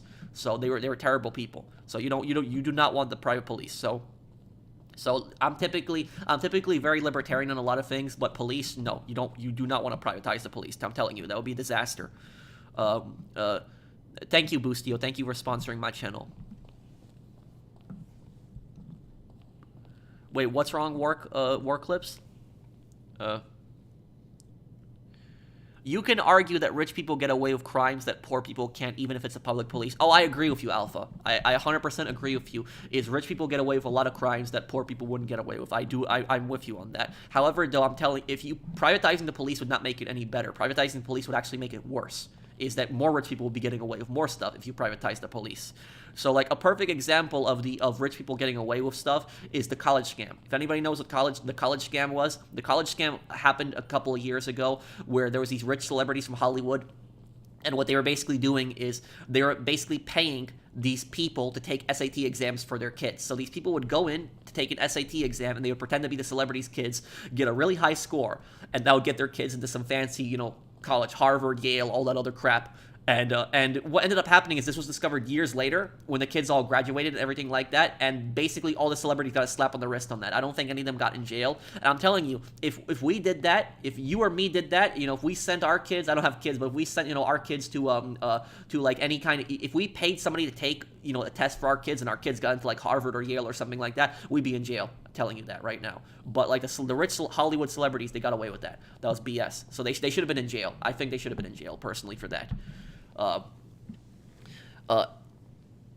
Hey Pro, can you wait? What's GMA? What is that? Thank you, Soviet Union, for the super chat. Do you know some person in extreme cheapskates would only flush a toilet once a day or week and would mostly do their business at a friend's place? Same thing for showers. I know what you're talking about. I've actually watched Extreme Cheapskates. I've watched most of those episodes. I think I know the episode that you're talking about. But you know, the toilet guy wasn't even the worst one on the show.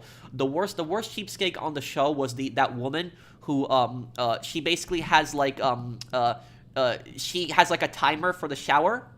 And not only that, but what she does is she buys expired food to save money, and she what did she does? She cooks food in the dishwasher. So when instead of cooking food, what she does is she wraps the food in tin foil and puts it in the dishwasher while she's washing her dishes to basically cook the food. And according to her, it warms the food up the dishwasher. That's the worst cheapskate. That woman's disgusting. And I'm not joking on this, guys. I'm not joking. Just go on YouTube and look up "woman cooks lasagna in dishwasher." It's disgusting. You trust me. It's something. Once you see it, it's something you can never get out of your head. Yeah, I saw something about court judges being AI on prediction video. Hopefully, never. Judges should never be AI. That's stupid. You've seen that? Yeah.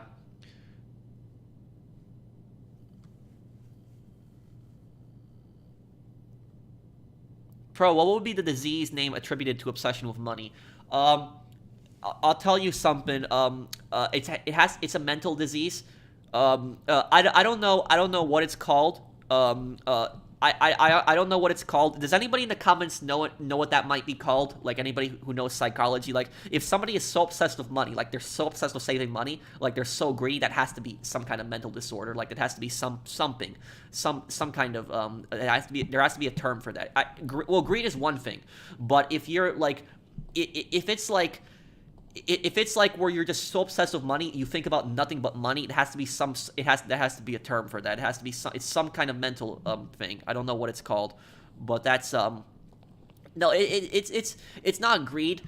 Greed is generally a bad thing, but let's face it, every single person on this planet has been greedy at one point. All of us have been greedy. Every single one of us, for something. Some people have been more greedy than others, but every single person has been greedy to an extent. And do you know the most common thing that I was greedy on? What I was greedy on when I was a kid? When I was greedy on as a kid, I would typically buy the cheapest things. Typically. That's what I would always do. So, like, when I needed something like an electronic or, like, a new table or something like that, I would just always buy the cheapest thing. That's just how I did it in the past. And it's because I was obsessed with saving money. But, like, it wasn't to the point where I was, like, being, a scumbag to people. But I would always buy the cheap things, and I'll pay the price for it. Because all the cheap things would constantly break. And so I learned my lesson from that. I learned my lesson from buying all the cheap things. I learned it is, stop buying all the cheap things constantly. So that's, so I stopped doing that years ago. But that's, but face it, all of us have been greedy at one point on something. We've been greedy over one thing or maybe multiple things or something. Let's see. Avaricious, if I'm pronouncing that correctly. Avaricious. Let me Google it. I'm just curious what that is. Let me just Google it. What is avaricious? Having or showing extreme greed for the wealth or material gain. Okay, yes. There's that avaricious. I never heard this word before, but this is worse than greedy. That is like the that's the worst thing. And I'll give you guys an example of something stupid that happened. My mom's coworker. So the coworker, my mom's coworker, she's known her for several years, for a very, very long time, and they actually live in the same neighborhood as us. Well, I don't live in New York anymore, but it was in the same neighborhood. And we've been over at their house before. And do you know what that person's house looks like? Like, they should have their own episode of Extreme Cheapskates. They should have their own episode. Because they are the cheapest people that I have ever met in my life, ever. And their house is so run down. Like, it's not dirty. Their house is clean, but there is stuff that is broken around the house. Like, tables are broken. Like, they'll just have stuff to, like, lift a table on. Their wallpaper is just falling off. It's just like it's like their carpet is just so old. And the house in front of the house, it's like paint is wearing off the house. Because this is an older house too. Their backyard, it's just grass gets high too. They take so long to cut it. And these people, like I said, are so cheap They wanted to save and save and save money. But the one thing that I was surprised by is I was surprised by how honest she was about how cheap she was, because a lot of times people who are cheap are oftentimes in denial on how cheap they are, but she was actually honest about how cheap she was. And you know what she does is she is so cheap and so crazy that she doesn't even believe in banks. And what she does is she just keeps a safe in her basement with just tons of cash. And when I say tons of cash, I'm talking like hundreds of thousands of dollars. And I'm just basically thinking to myself, I'm like, are you insane? Like, are you crazy? It's like somebody could just break into your house and rob you. It's like, are you like, put it in a damn bank or invest it or do something with it. It's like, just don't keep all that money at your house. That's insanity. That's literally that's just it's absolutely insane. It's stupid. But here's the crazy thing about them is this couple, this husband and this wife, they are so cheap. They're so cheap that you know what they do? When their daughter wanted to go to college, she asked their parents for help. And these parents, like I said, they have hundreds of thousands of dollars saved up, like probably close to $1 million altogether. And they're living in this rundown house. And their daughter asked them for, help going to college. And you know what they say? They say no. The dad basically tells the daughter, it's like, no, it's like, if you want to pay for college, you go and get a job. That's basically what the dad was like. And look, I can understand to a degree, you want your daughter and you want your son to get a job. You don't want them just to mooch off of you. But they're your kid also. I'm not saying to like completely pay for their college 100%. But like, you should at least give your kids some kind of financial support, something. Like that's just like, and I think to myself, it's like, what's the point of saving up all that money? Like they have close to $1 million saved up, and it's like their house is just so run down. Like, what's the point of saving up all that money if you're not going to spend it on anything? It's like a disease. It's like it's in your head. You're just thinking about numbers. You're just thinking about just constant money and money and money and money. And that's just that's what's so disgusting about it constantly. It's like a disease, like I said, just obsession with money. So that's what I say is that money, like this thinking about it constantly, it's going to destroy your mental health. And I will say ultimately about it is personally speaking, I don't understand how these people that have like billions of dollars, I don't understand like how they want more money. Like these people who are billionaires, they just want more and more and more money. Like it's like if I had $1 billion, like right now, I guarantee you I could never spend that in my life. I guarantee you it. Like I cannot think of anything that I would spend my money on, like on that. So I would live on that for the rest of my life. Even if I had $10 million. If I had $10 million right now, I could not imagine myself ever spending all that money. So like I don't understand like how these people just like with like just they have like so much money and they just want more and more and more money. I just don't get it personally. Hey Pro, would you ever play like Avatar Frontiers of Pandora and post it? Avatar Frontiers of Pandora. Let me look it up. And Spicy, I'm sorry I didn't see your comment. I'll just check in 1 second. I was just Oh, this game. Did this game get good reviews? I'll look into it. But I'll look into it. Great Pogo. I've never actually seen the movies. So I'll look into it. Let me see here.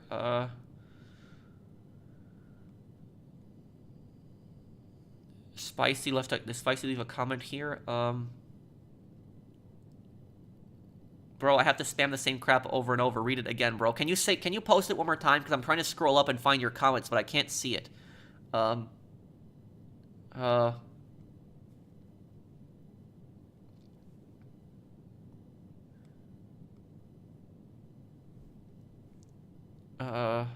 Gilly's ban was stupid. It was dumb. But yeah, like, look, if I just had a few $1 million, like, I would be happy with that for the rest of my life. If I just had a couple million, I wouldn't want more, I would be happy with that, and I could live off that for the rest of my life. Like, I don't need, like, hundreds of millions of dollars. So, personally speaking, I don't know why people, like, are just, so obsessed with this money. I think it's personally like a disease. Wait, what? April Wagner? Wait, what? Has YouTube deleted what? But yeah, I don't get personally like this obsession with money. I think it's unhealthy, and that's why I personally say is like $1 million can get you a house in the Midwest. $1 million can get you multiple houses in the Midwest. If I had $1 million, I could probably buy 4 really nice houses with that money. So if you had $1 million, you could probably buy a mansion in the Midwest. Okay, man, I think you're gonna go. It was good chatting with you. Yeah, I'll be going here. I'll be going here, Nikki, in a moment here. Who do I think is similar to Devin Weston in real life? I would say Devin Weston, who's similar to Devin Weston in real life.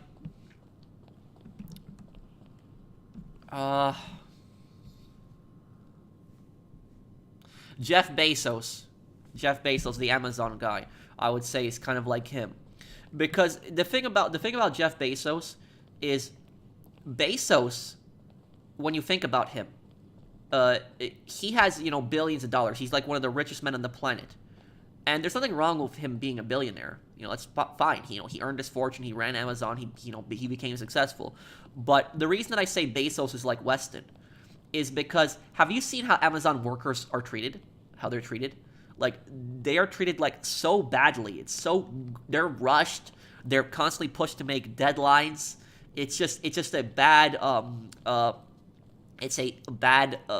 it's just a bad environment. One of my friends was a driver for Amazon, and he had this phone that was given to him by Amazon, and he would constantly have the supervisor just text him, like, updates, like, where are you? You need to get there, even if there was, like, traffic, and he was just trying to get, like, he'd get spammed. Like, it's ridiculous, and that's just the driver, but, like, if you work in the box factory for Amazon, I can't imagine how demanding they are. That's just, I don't think that's directly Bezos' fault. It is his fault. Because you can't tell me that somebody like Bezos is not aware that his company's doing stuff like that. I get that there's other managers, there's like other people below him that are also setting policies, but he's the founder. You know, Bezos can Bezos can tomorrow, like, you know, say, okay, we're gonna stop this, we're gonna like cool things down, we're not gonna overwork people like this, and we're gonna raise wages. You know, he could easily do that. You know, there's no problem with something like that. So I think that I think Bezos is like that as well. And the thing about that is, one thing that kind of annoys me a lot about Bezos is when he brags about how he donated to charity. So Bezos has donated to charities a lot of times before, which, you know, don't get me wrong, it's always a good thing to donate to charities. But here's the thing about this is that when Bezos is bragging about him donating to charities, he could probably be doing that for a tax write-off. And at the same time is, if he's donated to charities, why doesn't he start at his own company? Why doesn't he give back to his workers, the workers who are loyal to him and have helped him out so much? Why doesn't he just raise his wages? If he believes so much in donating to charity, why doesn't he just raise everybody's wages? Why doesn't he stop overworking people? So that's what I'll say about Bezos. Is I think he's like a Devin Weston in real life, personally. I don't think Elon Musk is as bad as him. I think that Bezos is much worse than Musk, personally. Did you know it's cheaper to live in a hotel in Toronto versus renting? Yeah, I believe that, personally. Is there something you regret buying in real life? I'm assuming it'd have to be expensive, right?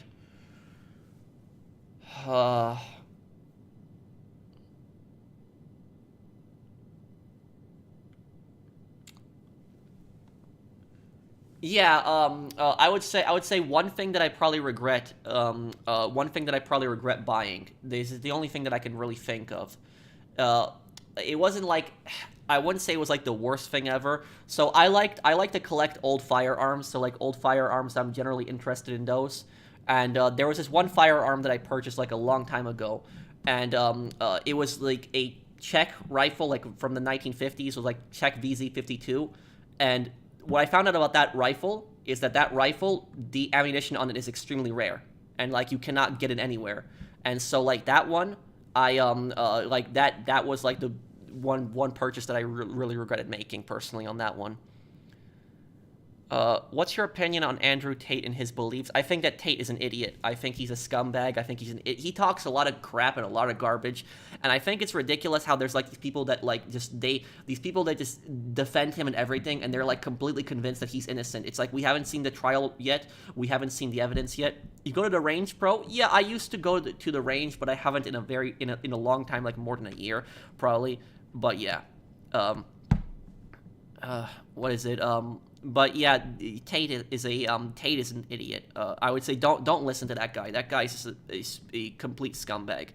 And Pro, before you go, be careful while delivering import-export cars. Apparently there is a glitch where a car will get on fire if it's not stick together. I know about that glitch. It's been in the game for years. It's kind of rare, but it happens. Modern Warfare 3 2023. Well, Modern Warfare 3, I don't regret getting Modern Warfare 3. Modern Warfare 3 sucked, but I don't regret getting it because I wanted to review it for you guys. So every single time I bought a bad game, like I bought Saints Row. So, and I knew Saints Row would suck, and I still bought it.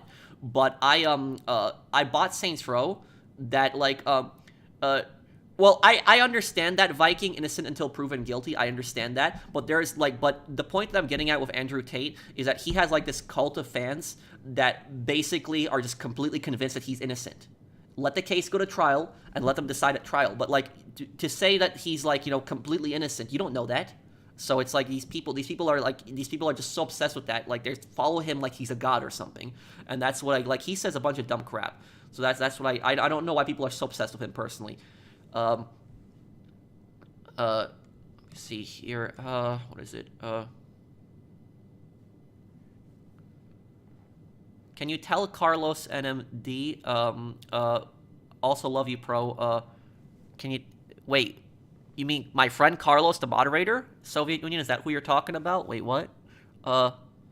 What great Ace Attorney Chronicles killer did I feel bad for? The killers in Great Ace Attorney Chronicles?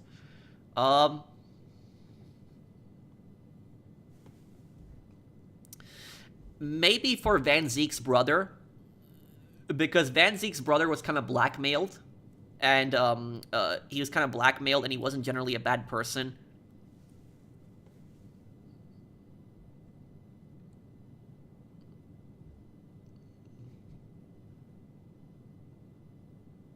As soon as you said he's an idiot, you've lost a lot of people's respect. Well, it's fine. It's my opinion. It's what I think. If you want to listen to the guy, you know, go ahead. But, you know, it's like, I'm not gonna, like, you know, lie about my thoughts and stuff like that.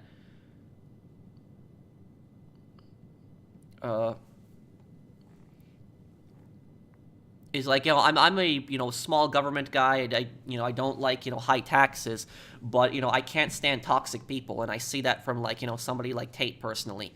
So I just personally don't like him. If you want to watch him, go ahead. But I'm just telling you, somebody asked me before what I think, and I'm telling you my straight answer. So,